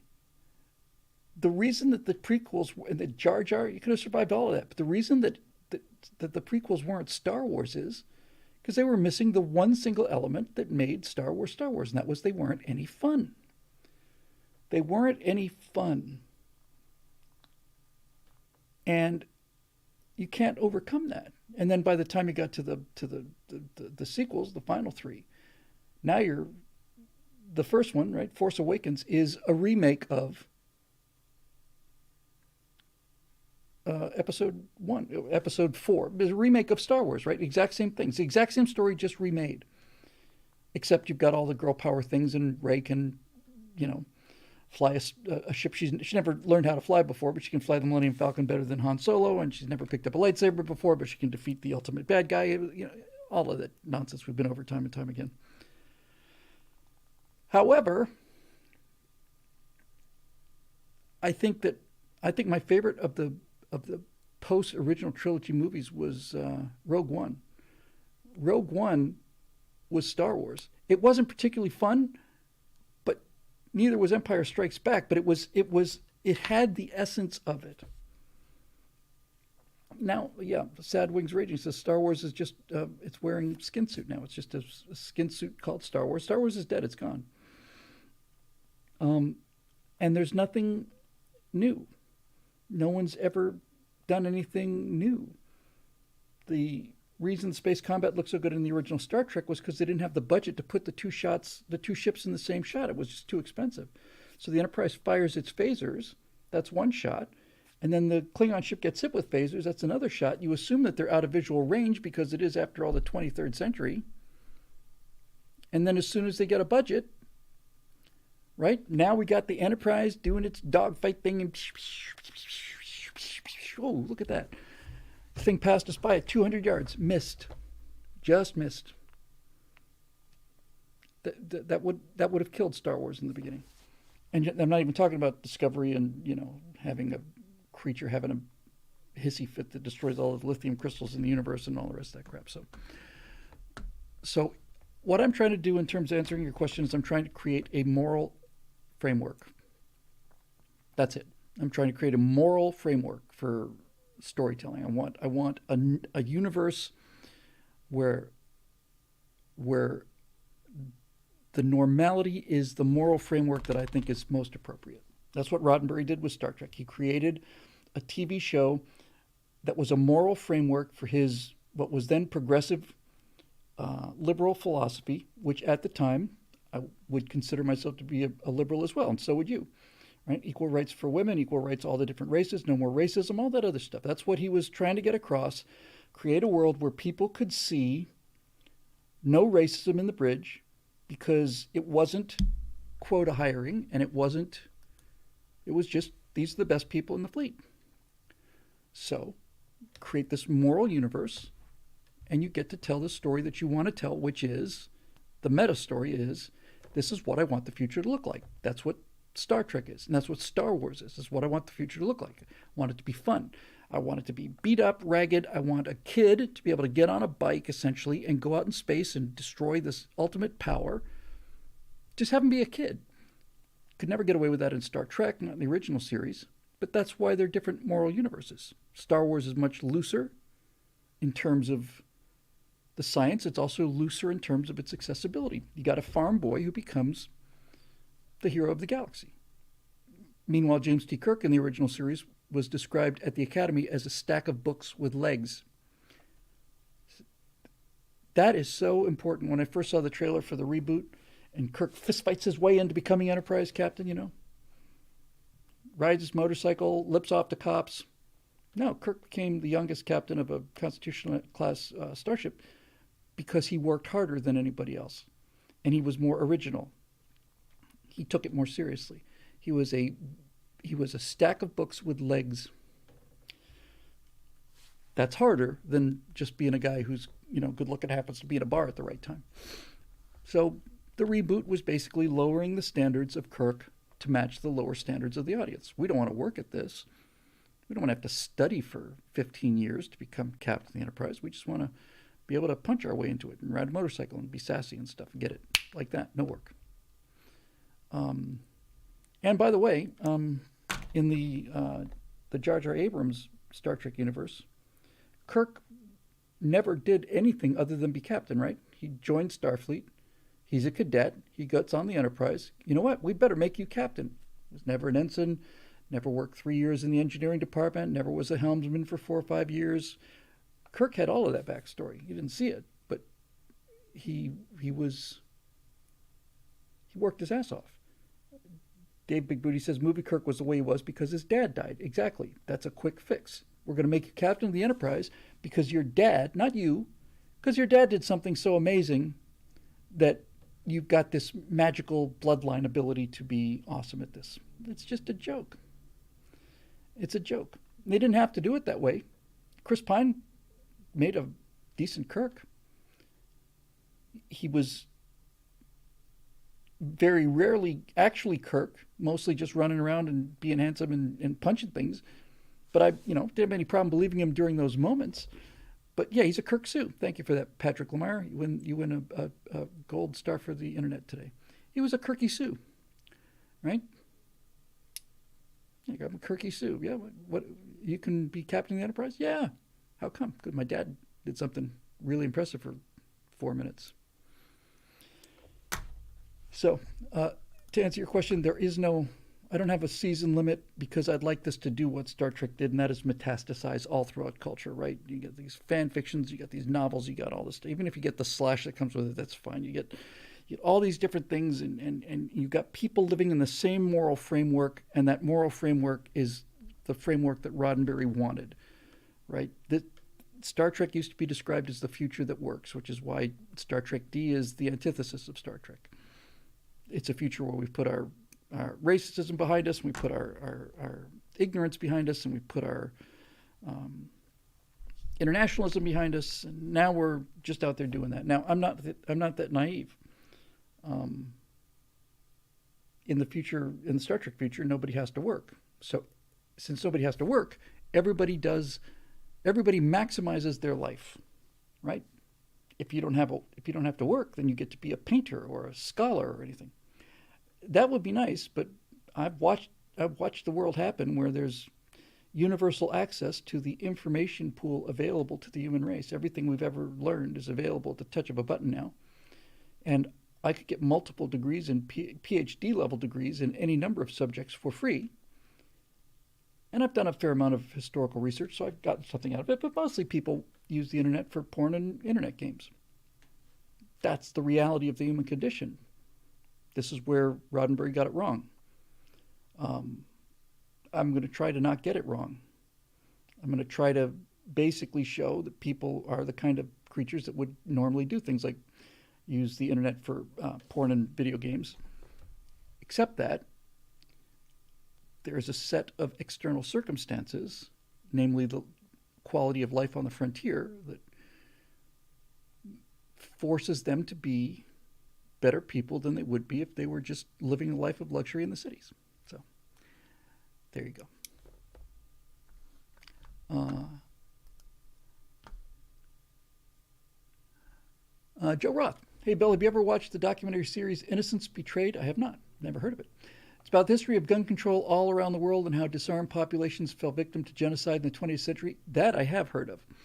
The documentary is 20 years old, but it's one of those films that holds up well. It's about an hour long. There's some gruesome footage and disturbing images in it, too. I recommend it and should be required viewing in every high school in America. You can buy the DVD on Amazon, but here it is on YouTube. Definitely watch it if I haven't already. And there's a link. Thank you, Joe. I'll take a look at that. This is what I'm talking about in terms of showing things instead of telling people things. If you have a frontier family, not only does the dad have to be armed, everybody has to know how to use those weapons, right? You don't live in a world where people are piled one on top of each other, so you have nothing to do but murder people. That's a city problem. That's what they're getting away from when they leave, future Los Angeles. Take a risk out there. They're getting away from the city problems, which are violence, crime, overcrowding, and insanity that comes from raising human beings in metal or concrete boxes. So when you get out on the frontier, everybody has to be armed and everybody has to be versed in how to use those weapons. And because they don't go around murdering people. There's no incentive for it. Not to say that there aren't criminals out there. There are, and murderers, just like in the Old West. But, people talk about the Old West being so lawless. We still talk about the OK Corral as if it happened yesterday. Gunfight at the OK Corral killed, 4 people? What's that, a couple hours on a Friday night in Chicago? Right? So that's what we're trying to do, is build that moral framework. Moving on. John West, do the colonies have constitutions? If not, could the members perhaps submit entries for consideration? The best could be forwarded to Elon for use in real life. This is one of the timelines that I don't talk much about. I've got the 5 stories. I've got the naval warfare story. I've got the exploration story. I've got the homestead story, where I'd spend most of my time talking. I've got the kind of the free trader story that allows us to see all different aspects of the universe, because they're basically running, they're just a tramp steamer making their way from one place to another. And then you've got the upper level political story. And then the political story is the one probably that I talk about the least, because it's got the least action. It needs to be there. There are elements of the original series where they talk, but it's not nearly as much talking as Next Generation, just as in the prequels on Star Wars are all talking. There was some talking and some backstory in the original trilogy, but it's not what it was about. But with that said, yeah, and not only do they all have Constitution suggestions, you also have the Constitutional Convention problems. You're going to have these different worlds that are going to want to be together for mutual defense and assistance, because they know they can't outfight this power that's coming after them. But at the same time, they have different requirements. That's all got to be worked out. It's not going to be on a one-to-one basis. It's not going to be some planets where they need slaves or anything, but they're going to have different requirements. And then we're going to show how they solve those problems of a high-density, high-population world versus a small population world, right? That's what the U.S. government and the Constitution, that was their fundamental problem. It's not their solution, but their problem was, okay, how do we make an agreement that Rhode Island and New York both want to sign? New York is going to say, we've got more people than Rhode Island. Of course we should have more influence. Rhode Island's going to say, well, if that's the case, why do we even join? We're going to get outvoted on everything. Might as well be part of New York. You guys can just kiss my butt. We're leaving. So you had to find a solution that both parties could live with. New York has far more weight in the House of Representatives, but in the Senate, Rhode Island and New York have exactly the same amount of power. That's how you made the compromise that got us the United States. And the ability to have those arguments is what makes the political story work. You just don't want to do too much of it at one time. But essentially, you are teaching people how our country got founded by saying, okay, look, here's a water world for whatever reason. Here's a planet where there's, it's sub-zero and the atmosphere is no good. So here's a planet with, 800,000 people on the entire surface of the planet living in concrete or metal cubes. Here's another planet with, 700 million people living outdoors and getting a suntan. How do you make an agreement that makes both of these people happy, to tie their fates together. That's a problem. And that particular aspect of it is where I'm going to do most of the actual genuine historical research. Because when you get into what actually happened during the Constitutional Convention and get into the specifics of the problems that they brought, those I want to get pretty much right on the nose. Let's see.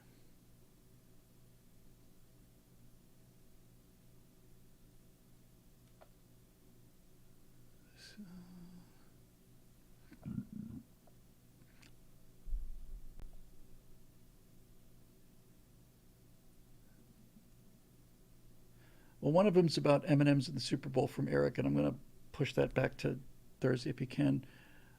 So here's a question from Eric Blake. So now that you've relatively free to tackle the colonies again, I thought about the diva turned geologist daughter. In a homesteading story, I've got this 15-year-old girl who was grabbed away from Earth. She's got friends, and she's starting to get into trouble and going into nightclubs with false IDs, and Dad knows what's going to happen to her, so he just grabs her and they leave, and she's taken against her will, but not illegally. It's like when any other case where teenagers have to move because Dad moves and you don't want to go because you got friends and you just have to deal with it. But she basically spends a whole season or two just sulking, and then eventually she starts to see the benefits of it and develops an interest in geology, at least off the top of my head. Now, if you have her backstory hammered out, apologize for my presumptuousness, but assuming it's open to enhancement or two, what if her early establishing introduction scenes involve her taking serious exception to the fact that the diamonds on the jewelry given to her by a would-be boyfriend, not her dad, are fake? Mind you, she instantly notices they're fake the moment she looks at them. The scene simultaneously sets up two facts about her. She's a bit of a diva, and number two, she's very intelligent, observant, in her own diva sort of way. Her obsession with high-quality jewelry has just led her to having an ironic experience in precious metals and stones. The viewer will naturally focus on the spoiled diva exterior more than anything else, but as she becomes the colony's geological expert, we can look back at the simple setup from the very beginning. What say you? I don't like it because how does she know that they're not real? You know, she doesn't have a metaphysical ability to tell these things. And furthermore, so if somebody gives you a fake diamond that looks good and you can tell it's a fake, then you already have to have some knowledge about things like mineralogy, geology, and so on in order to tell. So how did she develop that ability to tell? You could just say that she had it, but that's kind of a Mary Sue issue. And I want her to fall into it. The reason I picked geology was I wanted something as far away from what I would think she would be interested in as I could find. So she has to actually kind of fall into it. So keep them coming. I just don't particularly like that one. And I don't like the fact that, I'm talking not about the suggestion, Eric, just from a purely dramatic point of view. I don't want to make her evil. I want to make her naive, right? I don't want her to be the kind of person who's saying, well, these aren't real. You know, there has to be a fundamental likability about these people, or else they're just going to become a complete drag and you're just going to have to kill them. She's got to be a good girl who's starting to develop the excitement of being with bad friends. That's what she has to be. She has to be a good girl who is suddenly, for whatever reason, starting to hang out with the cool crowd, and the attraction and the power of that social proof, the desire to want to get along, the desire to want to be popular, all of that motivation. The boy doesn't have any of that. He just doesn't give a damn. He's just interested in, it's just, all of it interests him. He doesn't particularly care, but social pressure is much higher on girls than it is on boys. And so she's got to be somebody who is good, who is going down the wrong path, and whose resentment is predicated on her having experienced just a taste of popularity and badness, you know, naughtiness. And now that's been taken away from her. Now she has to live with her damn family, you know. And so that's basically the attitude about that. So here's a three-word question, or technically four, I think, from Don Vickery. Riddick, Reacher, or Rip? I don't know who Rip is.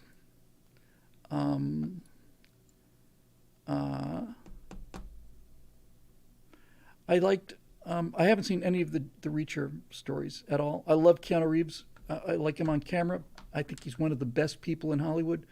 I know he's one of the best people in Hollywood, and every time I see him, I like him so much that I'm partial to anything he's in. He's one of the few people in Hollywood that have an actual soul, and I am 1 degree of separation away from Keanu Reeves for reasons I'm not going to elaborate on.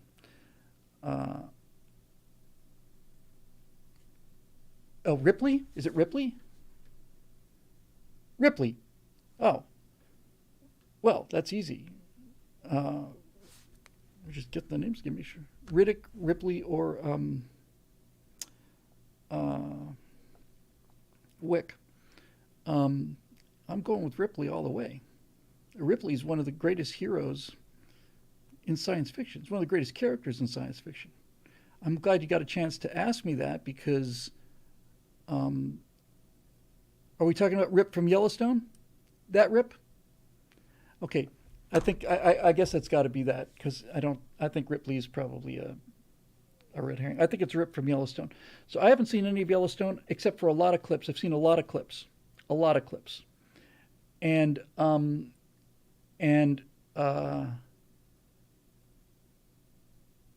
I started watching the clips because of Beth, is it? Because I thought she was just fantastic. I've known somebody very much like that. And she was just incredible. The first thing I ever saw from Yellowstone was that scene of her in the bar where she's getting hit on by some guy and she just, smokes him. I think she's a great, great, great character. So through that character, I got to meet Rip. And then I watched a bunch of the clips. I saw the clips of the biker gang. I saw some of the fights and stuff. Rip is pretty close to...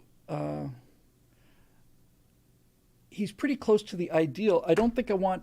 This is a great exercise for me. Dad can't start out being Rip. He can start out being a man. He can start out being like that. He's a strong guy, but he can't come to the scene being experienced. Rip, again, I know very little of it. Rip is Rip because he's been on the ranch forever, right? I mean, he's been, how long ago before the series did he get the brand, right? The Yellowstone brand. So he comes into the series fully formed as this kind of male ideal.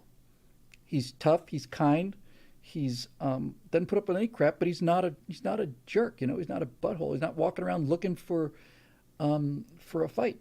He's just ready to provide one if it's necessary. So I think he's a really good character, and I think that the father character in my story ends up being very much like a Rip. It's just he can't start that way because he's new to the frontier. He's got the stuff that. So look, if you think back to the Western frontier, which is predicated on, right? You get people who are coming out there; they've never been out west before. The number of people who are willing to get on a Conestoga wagon and then get to the location and build a log cabin with their own hands and an axe, that decision separates you away from 99.9% of the people who are just arriving in America from, overseas. But when you get out there, you've got to learn how to do it. There are, at least in the portrayals of the Old West, there are people who bring the East with them. They're kind of either dandies or they're lawyers or they're newspaper publishers. In Deadwood, the guy played by was it Jones? What's his name? The guy who was the principal on Ferris Bueller's Days Off. I want to say, can't be Jim Jones. I don't think. Whoever that actor is, he's the publisher in Deadwood. And he's an Easterner, and he never becomes a Westerner. He's always an Easterner. Jeffrey Jones, yes, thank you. He was great in that role, great. But you can tell that he's an Easterner out west. He needs physical protection. He's bringing newspaper and that kind of Eastern sort of sense of, civilization and justice and, all that other stuff. I'm going to ask questions, got to get to the bottom of this. Well, you're going to get punched in the face. But he was a great character, and so he was a person who came west but never became a Westerner.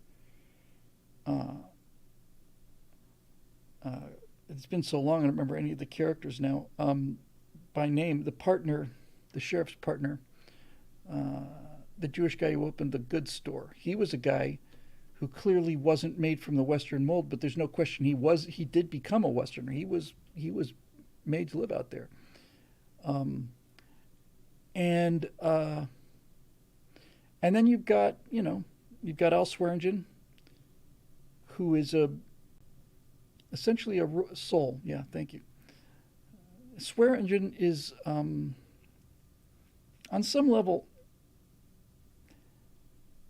Ultimately, when it's all said and done, he's kind of a rogue with a heart of gold. Although the first time you see him, one of his whores stabs a guy, and he basically goes to comfort her. You think, oh, what a nice pimp, and he basically knocks her to the ground, puts his boot on her neck, and tells her, you do this again, I'm going to just finish you off here. So he's kind of this badass, but time and time again, you find out he's not really a badass, mostly because of how he deals with the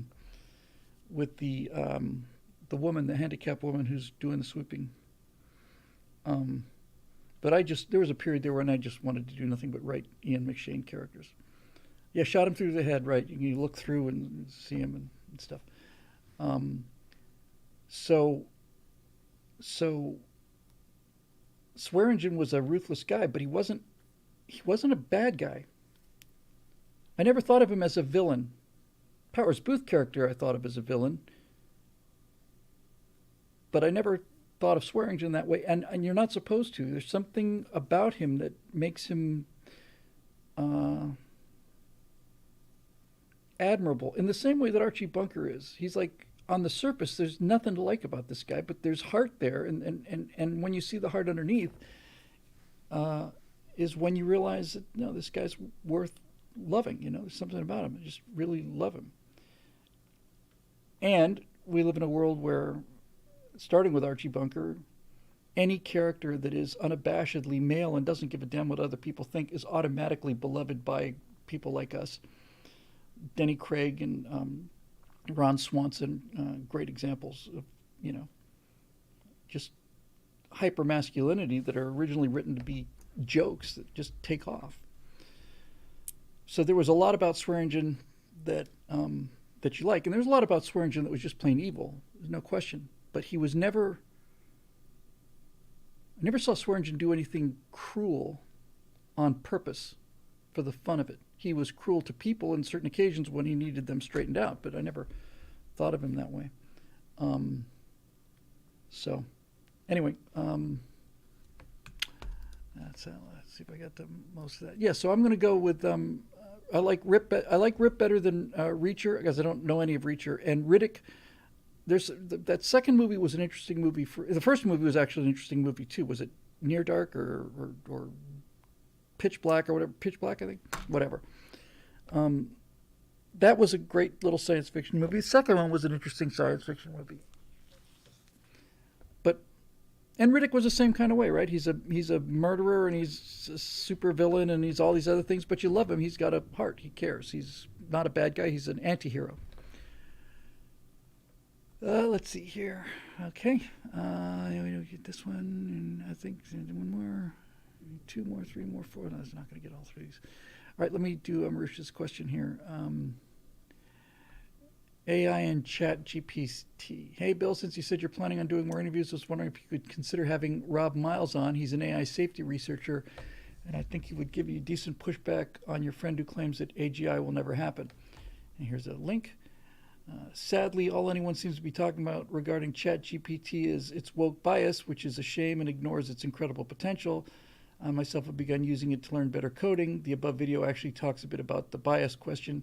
Current image and text-based models are merely trying to predict the next word or pixel, and so ultimately are at the mercy of whatever samples are put in front of them.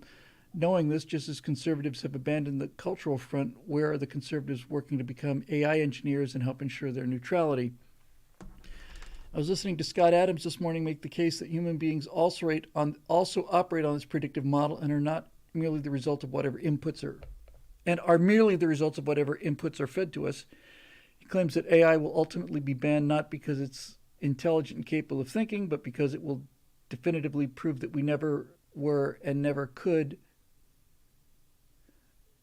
Because it's intelligent and capable of thinking, but because it will definitively prove we never were and never could, and that some of the skill of hypnotism only works because this model of human beings is true. So basically, Scott Adams, if I understand correctly, saying we'll eventually ban AI because it shows us how lack of free will humans have. In psychology, there's a related phenomenon known as the Pygmalion effect. I was wondering if you ever heard of it. It's sort of a formalized version of if people knew better, they'd do better. See video below for more details. I know the Pygmalion effect is...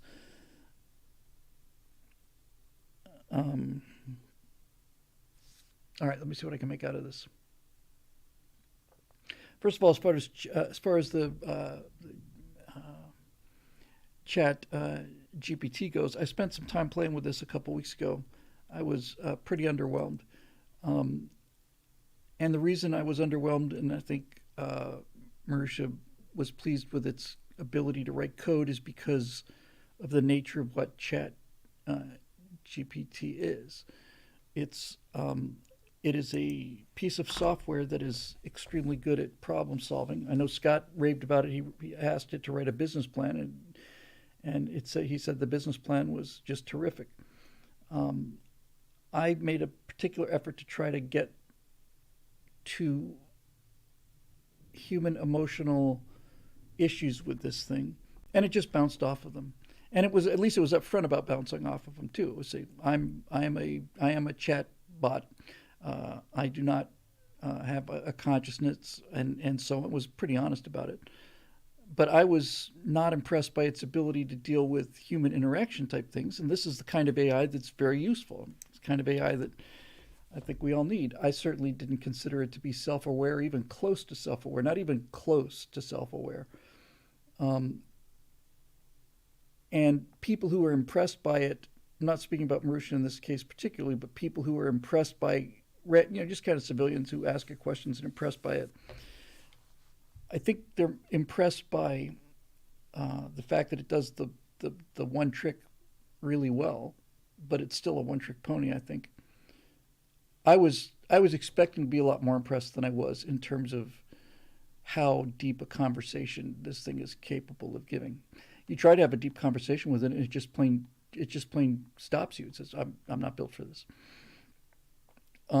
Which is honest, and I respect. I have not had guests for a long time, and don't anticipate that happening in the immediate future either. I'd like to get back to doing interviews. I did a bunch of them once with a show format called After Hours. I probably did 8 or 10 of those. So I don't think I'm going to be having him or anybody else on at the moment. And if I do get to the point where I'm going to do interviews, likely it would be somebody like Doomcock or somebody like that. Then this idea about the Pygmalion effect. So Pygmalion was, My Fair Lady was essentially a remake of a reboot of the Pygmalion story. West Side Story was a Broadway retelling of Romeo and Juliet. Right? In Romeo and Juliet, it's the Capulets and the Montagues, and in West Side Story, it's the Sharks and the Jets. It's forbidden love between the two younger members of these families that are at war with each other all the time. So it's the same story.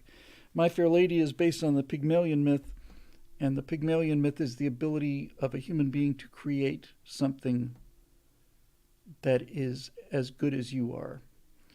It's about the arrogance of people who think that they can create something not only as great as they are or greater than they are. And I don't know what else to call it.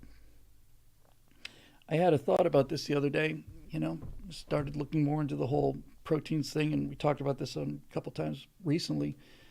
the idea that life is getting more and more unlikely on a fundamental level. I think the case for intelligent life I've made several times, given all the things that have to happen, mostly with the moon. I find it very rare. But once you start getting into things like protein folding and there is no essential evolutionary path for DNA, that as a thought experiment, just as a thought experiment, I was driving to the studio last week or a week before, and there was a rare for us in Los Angeles, it was cloud cover, and there was this God ray, right? It's a hole in the cloud, so this God ray, sunlight coming down, sun setting, it's about 5 o'clock in the afternoon. I see this God ray, and it's very, inspirational. And I thought to myself, if it could be proven that this was the only place that life evolved in the universe, at least within hundreds of light years, right? If we could just say there is no other life of any kind out there, period, would that be enough to convince some people that this was an act of intelligent design? Or is it a random element with some estimates I've seen are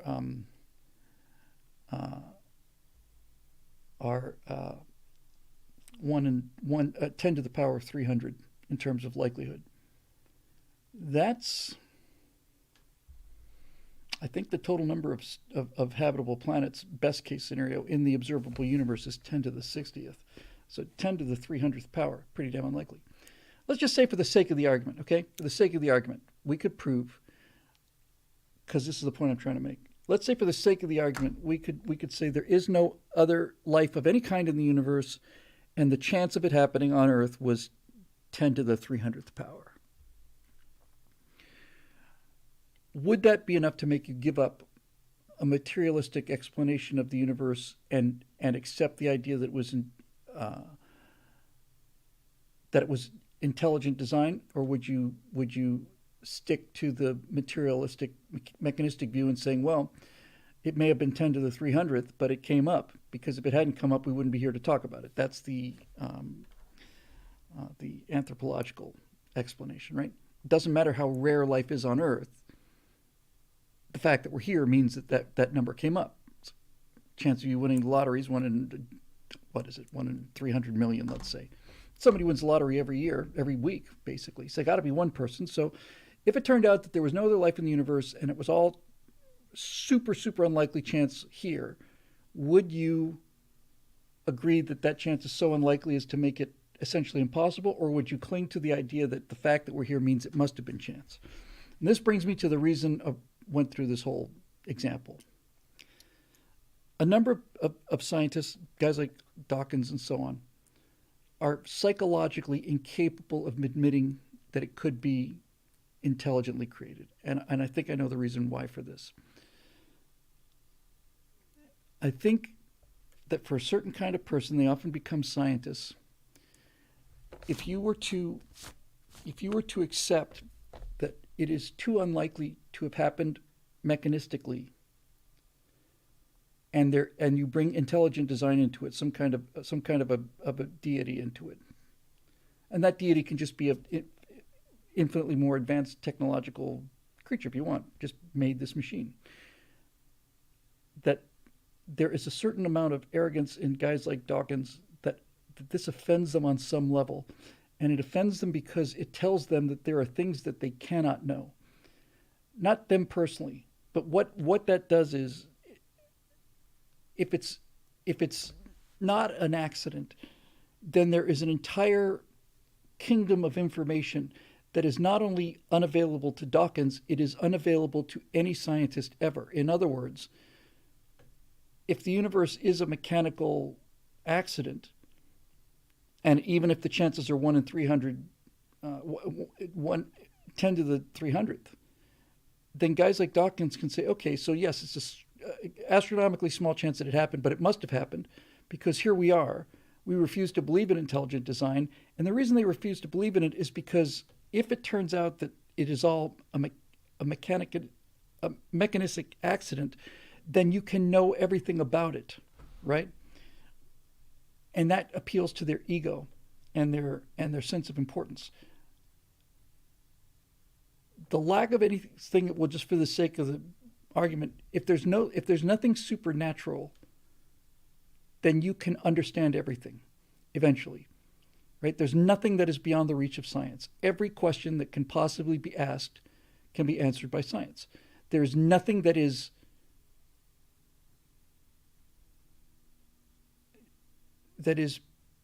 definitively off the table. There are just issues that are so complex that we don't understand them yet. But if we keep doing what we're doing, then we will understand them. This is the conceit of modern science, is that everything is knowable. Not everything is known, but everything is knowable. That's what modern science is predicated on. And if you say that this entire universe is a Fabergé egg designed by somebody else, then you are taking an entire element of knowledge and making it unknowable. In other words, if somebody created the box, what do we know about the person who created the box and the world they live in?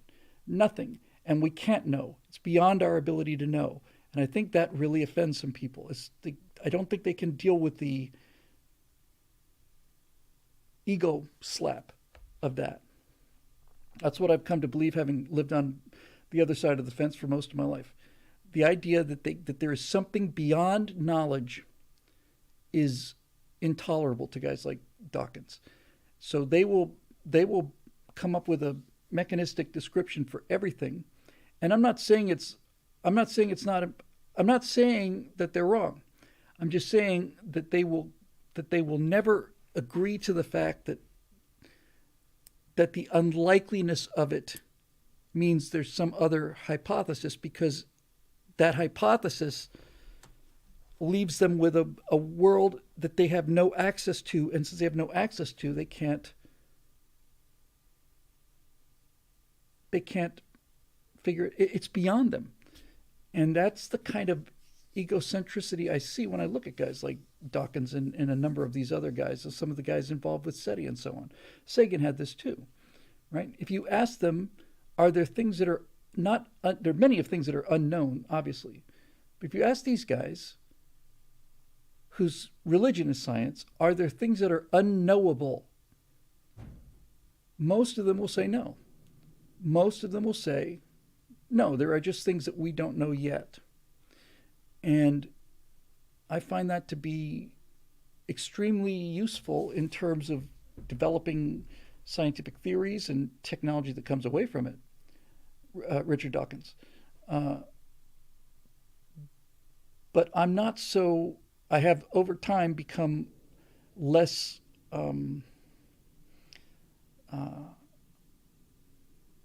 my death grip on materialism has been weakened substantially. So I think that's really what drives it. I think ultimately what drives it is this egomaniacal Pygmalion effect of saying that we can create a knowledge of everything, that there is nothing beyond our ability to figure out. It's just a matter of time and technology and the right tools. We will figure out everything. Here's a great example of that. It's a very trivial, well, it's not trivial at all, actually. It's a great example of that. So stay with me here. For the last 60 or 70 years, physicists have been setting up experiment after experiment after experiment to provide something that used to be called the grand unification theory. So there are four forces in nature. There's the strong nuclear force, the weak nuclear force, the electromagnetic force, and the gravitational force. And if I understand correctly from the outside, three of these can be explained away relatively simply, but you can't get the fourth one into the box. And so we've spent 50 years of doing physics experiments to try to confirm unification field theory, try to confirm a theory that explains all four of these forces together, because we are emotionally driven to the aesthetic elegance of that, right? of course they have, if there are four forces, then of course there has to be some explanation for how these four forces interact with each other. There has to be one theory. We haven't gotten there yet. This is what scientists are saying. And so the idea that three of them will fit in one box, but the other one doesn't, is intolerable to us for an emotional reason. So we therefore have to keep working and keep testing a way to find a string theory or whatever, so that all of these things that we see are nicely melded together, and then we'll know that we're on the right track. Well, they've done 50, 60 years of experiments trying to do it, and they keep coming up with nothing. The standard model works beautifully. It just doesn't combine the four forces. It works astonishingly well, but it doesn't put them all in the same box. And this is offensive to people on an aesthetic level. But what if the world is built that way, right? What if that's how it's built? There are four forces, and we have a theory that explains how three of them interact, and another one just doesn't. What if that's how it's built? What if it's not a question of having gotten there yet? What if it's built asymmetrically? And, there you go. They don't know what to do with that. Here we go. See, this idea that Mersh is arguing here is that the proof of God is a series of cryptic old allegories written in a dead language. That's not what has taken me away from a belief in a materialistic explanation of God. What's taken me away from it is very simple, is the experimentally proven, and when I say experimentally proven, I mean everything that we use in terms of electronics is predicated on this. If you pass a beam of light through a series of slits, it will behave like a particle if somebody's watching it and a wave if somebody isn't, or vice versa, I don't remember. That observing something changes the reality of it. It doesn't just change how it's recorded, the act of observation changes the structure of reality.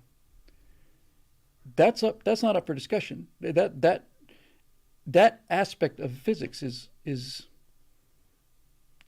so solid that we've got multiple layers of technology predicated on the fact that your ability to observe something changes the outcome. So if the outcome is changed by the presence of an observer, then what you're saying is, what the science is saying, what the data is saying, is that the structure of the universe is determined by whether or not somebody's looking at it.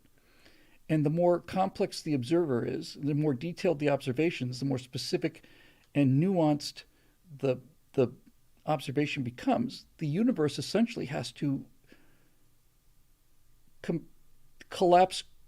The universe has to essentially collapse quantum probabilities to the level of the question. I don't know if that's exactly clear.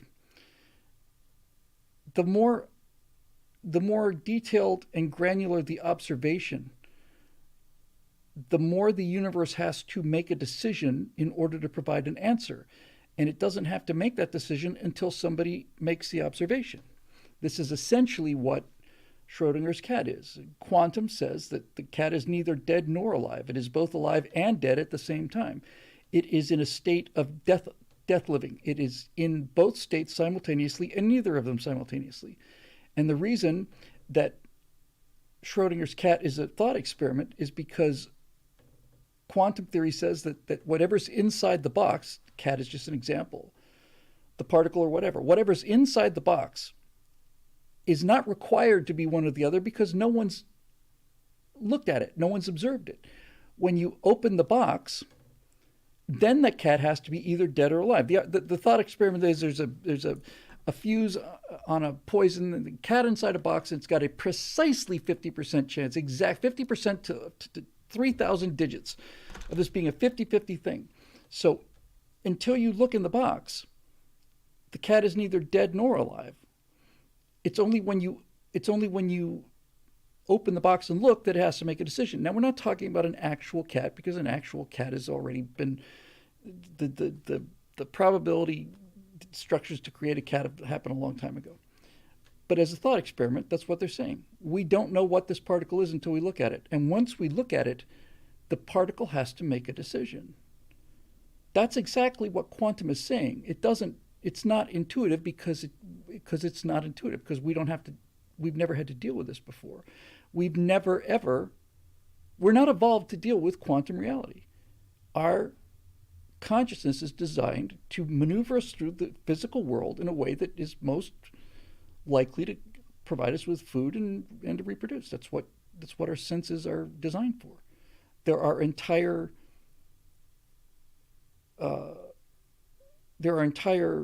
spectrums of light that are not visible to us. There are entire conclusions, behaviors, all kinds of things that have nothing to do with,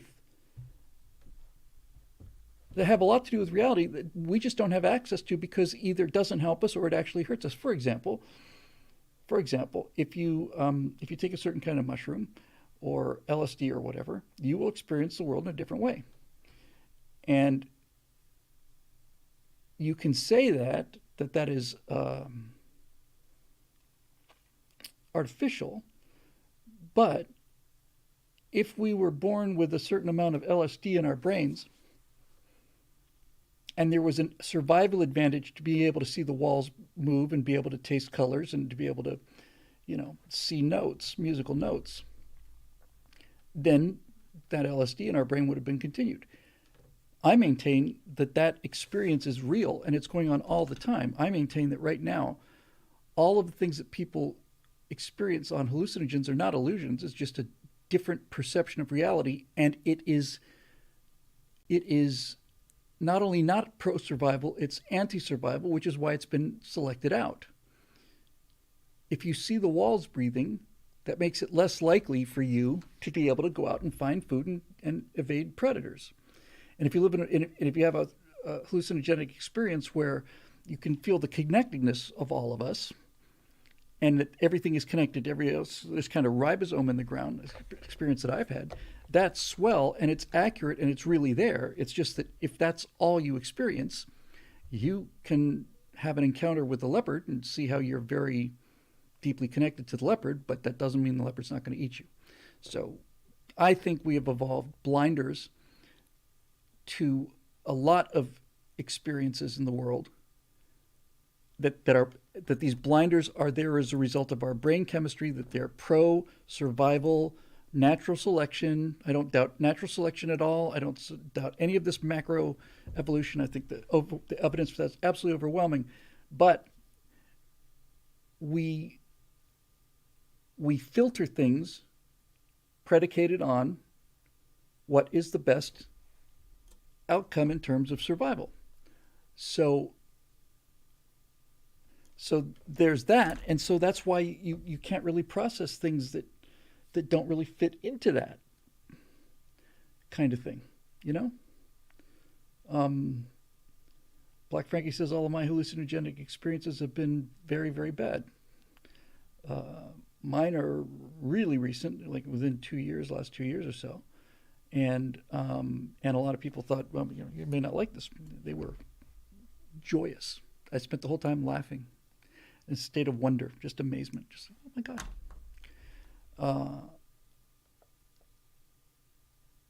So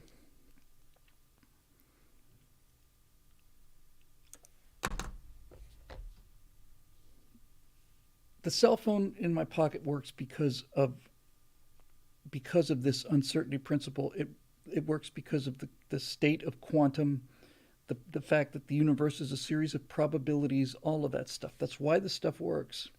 So it's not a question of whether this is real or not. This is how reality is constructed. It is constructed on a quantum level based on not only probabilities, but based on the fact that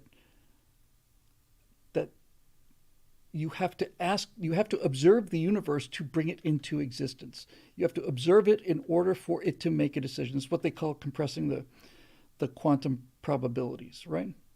So it can be something as simple as whether cat is alive or dead, but really what it means is this particle in this position or that position? It's in both and neither. until you look. When you look, now it has to make a decision. Now it's over here. That's what quantum says. And we can't process that emotionally. We just know that intellectually, if we accept this to be true, we get results that produce remarkably good theory and, in fact, workable technology.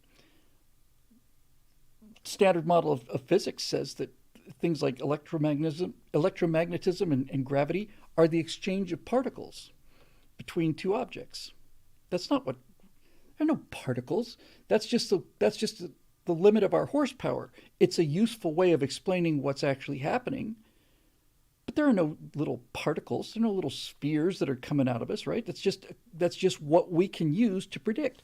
And not only am I not mocking this, on the contrary, I think it is absolutely beyond imagination, unbelievably cool that a bunch of tree apes can figure this stuff out. I think it's absolutely astonishing. It makes me proud to be a human being, and I never cease to be amazed and delighted in the things that we're able to figure out given our horsepower restrictions. It's astonishing. But they're just theories. When I say just theories, they are maps. They're not the territory. Maps are very useful. Getting from Texas one place to another with a map, great. But that map isn't Texas. Texas consists of hundreds of trillions of dust particles, not to mention all the things on it and the things underneath it. That's what Texas really is. The map of Texas is hundreds and hundreds of orders of magnitude more simpler than Texas, but it's useful. It gets us a result that is useful. I'm here. I want to go over there. Okay, we follow this road. Great. That's not Texas. It's just a map of Texas. These theories aren't reality. They're just a map of reality. They're useful ways for understand something that is so far beyond our ability to completely understand that it's easy to mistake the two. And that's kind of where I'm going. These guys think that the map is the territory. It's not. Because they're map makers. That's their job. They're making maps. They sell maps, and they love making maps. So they believe the map is the territory, and they also believe that the more detailed the map becomes, the closer to reality it is, and that's true. But the map will never be the territory. That's why I think they've got a problem. Lovey Lance with a super chat says, "Have you heard of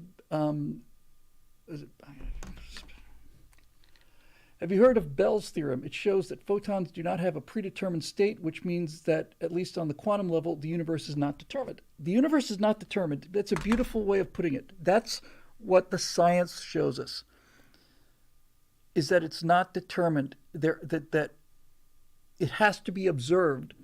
And if it has to be observed, then you have to ask yourself, are we the most advanced consciousness that you can conceive of? Or is it possible for you to conceive of a consciousness greater than ours? And this kind of goes to the AI thing, right? There are some people who the only way they can conceive of a mind much, much greater than their own is if we built it. This is why I keep coming back to ego in these hard AI and guys like Dawkins, right? Is the ego involved? Is there an intelligence unknowably greater than ours? Well, only if we build it. But you do believe that it's possible for us to build an AI, which then builds an AI, which then builds an AI that becomes so intelligent that we simply can no longer understand what it's doing, right? Oh, yeah, we believe that, no problem. And you also believe that if we build an AI that builds an AI that builds an AI that builds an AI, it'll be able to develop technology that is indistinguishable from magic, right? Absolutely, yes. But you can't accept the fact that something you didn't build is already at that level of intelligence and technology as to appear magical. No, I can't buy that. Why? That's ego. That's Pygmalion effect. I can understand science. We can understand everything. We just need more time and better instruments. And if there's something beyond our limit of understanding, then we have to be the people who built that. That's what I keep seeing in these arguments. I just keep coming back to this. And to me, that's just plain human and extremely understandable. But it doesn't mean it's true. And the dismissiveness of it. I don't know. I may trot this out for the next episode. There are animations of certain genetic functions, DNA functions, so on, DNA replication, RNA, all this stuff. And in these animations, they show molecules going down a line of other molecules, unzipping DNA or adding it or whatever. And this molecule, this protein, walks down this thing and creates it. And if you look at the functions of these things, it gets them over here, picks one of these up, puts it down, picks one of these up, puts it down. When you look at these animations, it's impossible to look at them if you have an open mind and not see an assembly line of robots. If you had to build a machine to make DNA out of atoms, it would look exactly like this. The argument is that, well, okay, yes, this is what it looks like, but it happened randomly. And I used to have no problem believing that. Well, no problem. Lightning, you put a little electric spark through hydrogen, helium, methane, ammonia, amino acids, there we go, fantastic.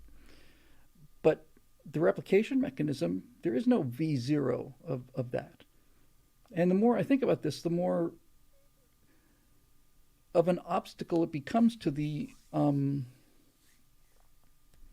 randomness model. It just becomes less and less likely to me. And somewhere along the line, I decided to detach my ego from it and just accept the possibility that there are things beyond, not only beyond my knowledge or human knowledge, but beyond any knowledge. It is inaccessible.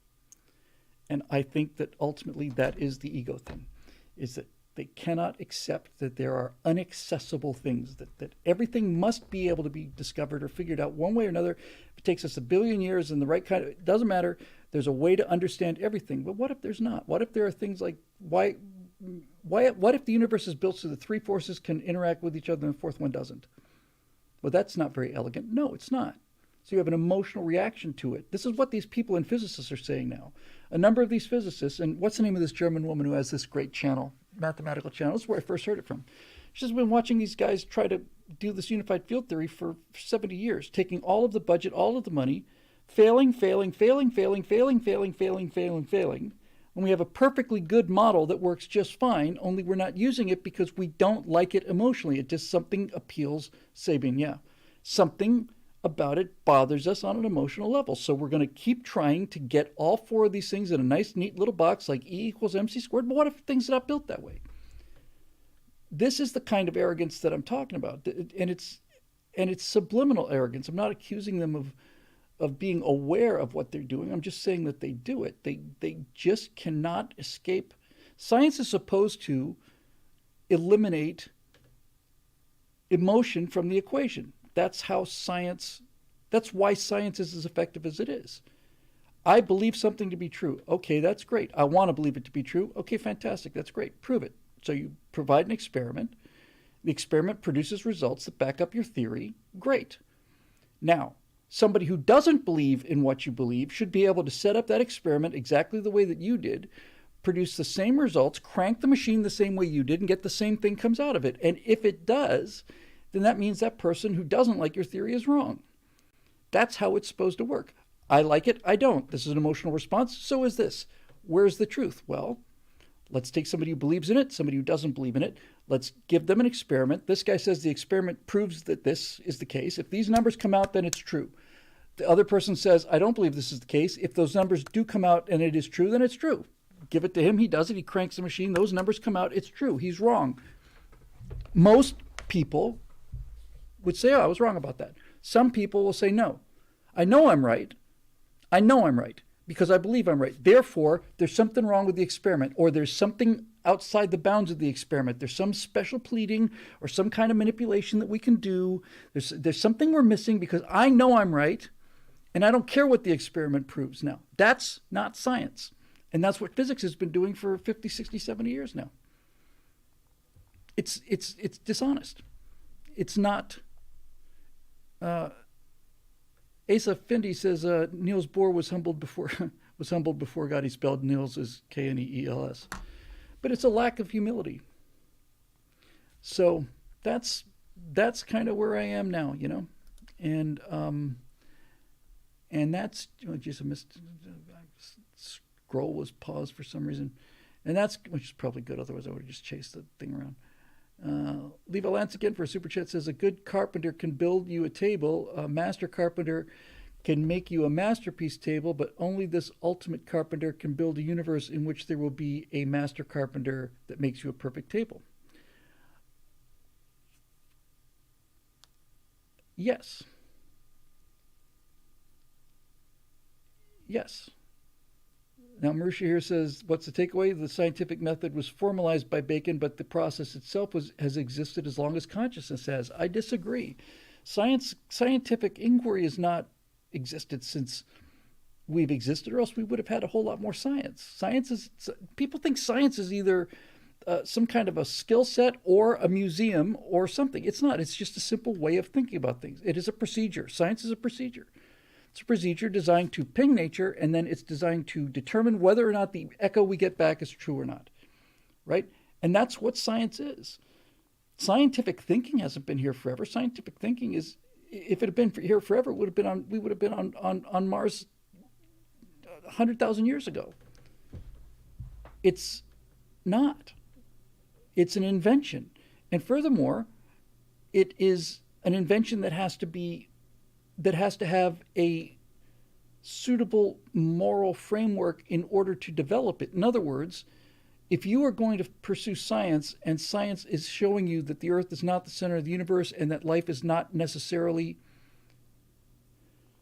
miraculous, that life can be understood as a series of chemical processes, if that's what your science is leading you to, you have to live in a society where you don't get put to death for that kind of thing, right? And that's why Western science is science. That's why Western societies are so successful, because we are willing as a society, we have the moral flexibility to accept things like the science is proving that maybe there's not a God. The science is showing us, let me clarify.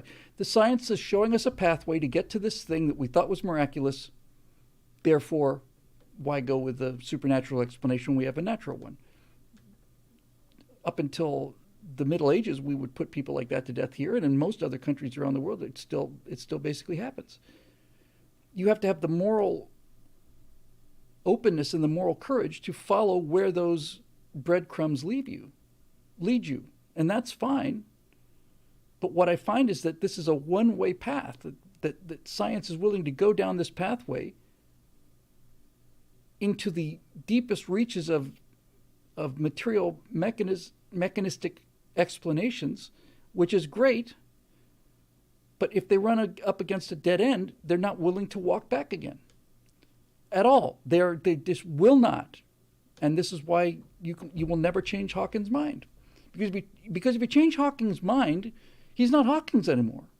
That's how deep his ego investment is in this theory. It's not about theory now. It's not about science now. It's about identity. It's about existence. If you were to provide a series of proofs to him, I don't believe he'd be willing to accept that he was wrong about everything. And I am willing to believe I'm wrong about everything. That's the difference. That's why I can see both sides of this issue. So, there you go. Of all the people in history, all the scientists in history, the one who deserves the most moral credit is Kepler. He's the one who I think is the most admirable scientist from a moral courage point of view, because Kepler was deeply religious, and Kepler took what Copernicus had theorized about the Earth being not the center of the universe, the sun being the center of the universe, and Kepler started working on the structure of orbits. And we use Kepler's equations to this day, but the part about Kepler that was so honest and so worthy of admiration was because as a deeply religious individual, Kepler was convinced that if this theory is true, if the sun is the center of the universe, and the planets orbit the sun, then they have to move in perfect circles because God is perfect. The idea that it would be anything other than a perfect circle was as repulsive to Kepler as the idea that three forces can be explained but you can't put the fourth together. The universe cannot be built like that. That's an emotional reaction. Can't be true. I believe in God. God is perfect. If the planets move, they got to move in circles. So he started taking a look at the data that was put together by a relatively unknown astronomer, except for the crater named after him, named Tycho Brahe. Tycho got the most spectacular crater on the moon.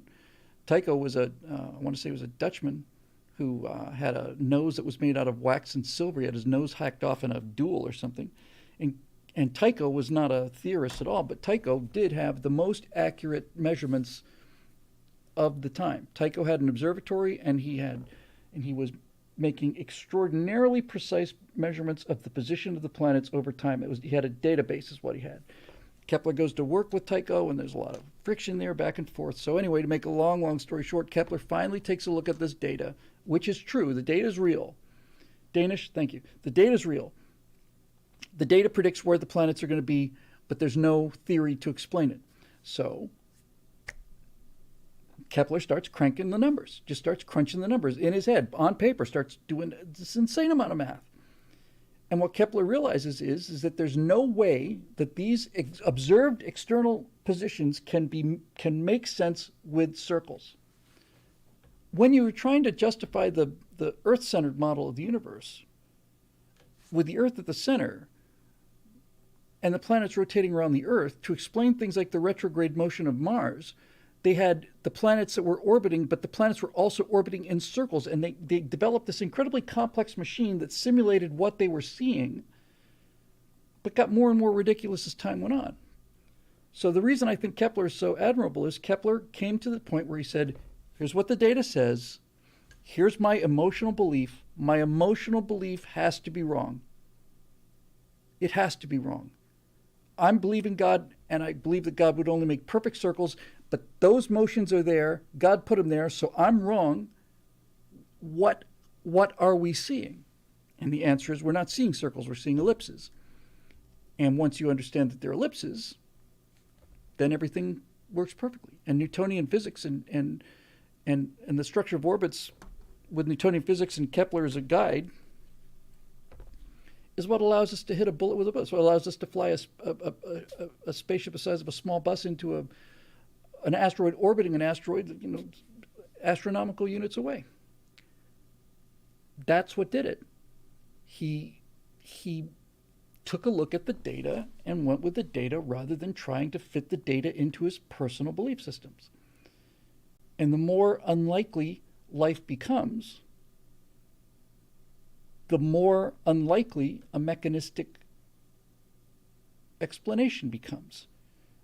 And I'm willing to do what Kepler did and say, everything I believed about this may be wrong. What does the data show us?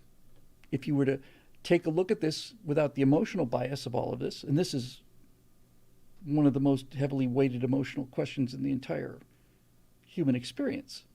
But if you simply just put it out on the table and talking about the weight of various kind of fish or something, then you would say, well, the evidence for this is stronger than the evidence for that. And as new evidence comes in, that balance changes.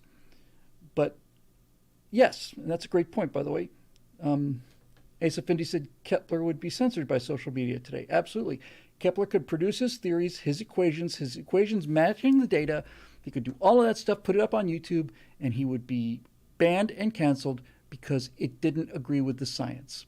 It didn't follow the science. The science says that these are perfect circles, or the science says that the Earth is the center, and the reason they'd ban Kepler would be they would say 99.999% of astronomers all agree that the Earth is the center of the universe, or that the planets move in perfect circles. So Kepler's spreading disinformation, and therefore he's got to be banned, right? Got to be banned. Can't be discussed. Got to be banned. That's what they say when they say, well, you're a denier about vaccines, you're a denier about this, you're a denier about that. Look, I was looking at the comments and ran into some more, not many of them, with some moon landing deniers, and I thought, I don't need these people silenced. I'll have 10 minutes with them, and I'll beat them in court. I'll beat them with evidence. So anyway, that's that. I think I'm done for the night. I know I didn't get to some questions, but there you go. I did get the 3-word question, so that's that. It's pushing 3 hours anyway, 2 hours and 50 minutes. So I think we'll wrap this one up. I do have a couple of things that I have to do here before I can go home. And GK Masterson, I did see your question in the comment section there. Yes, I'd be happy to do that. Just send me an email. And I'm sure we can work that out. Send me an email. I'll copy it to our operations manager, and we'll set up a time. So I said that before you put the frowny face up there. Yeah, Pope did that to Galileo. They put Galileo in prison, and furthermore, they did what they have to do today. They not only convinced him that he was wrong, but they made him recant. They made him apologize publicly. He had to go out on the Oprah Winfrey apology tour. No, I was wrong. I was completely wrong about that. Terribly sorry. Of course, the Vatican's right. So anyway, all right. So I've got a real good target for hopefully next week. At least in terms of things to do, it helps us. BillWhittle.com. It helps us with the colonies. I'm gonna see about getting one of those photo scan heads done with the 52 blend shapes, and then see how accurate I can get that looking, how realistic. We'll take it from there, I guess. Yes, and Pied Pfeiffer says he recounted publicly but not privately. He said, nevertheless, it is so. Yeah, that's exactly what he said. All right, that'll do it. Thanks, my guy. Thanks, guy. Hey, my guy. Hey, good to see you. All right, so I'm going to wrap this puppy up here and post it, and I got to get something else ready for tomorrow. Then I'm going home. Back tomorrow. We shoot our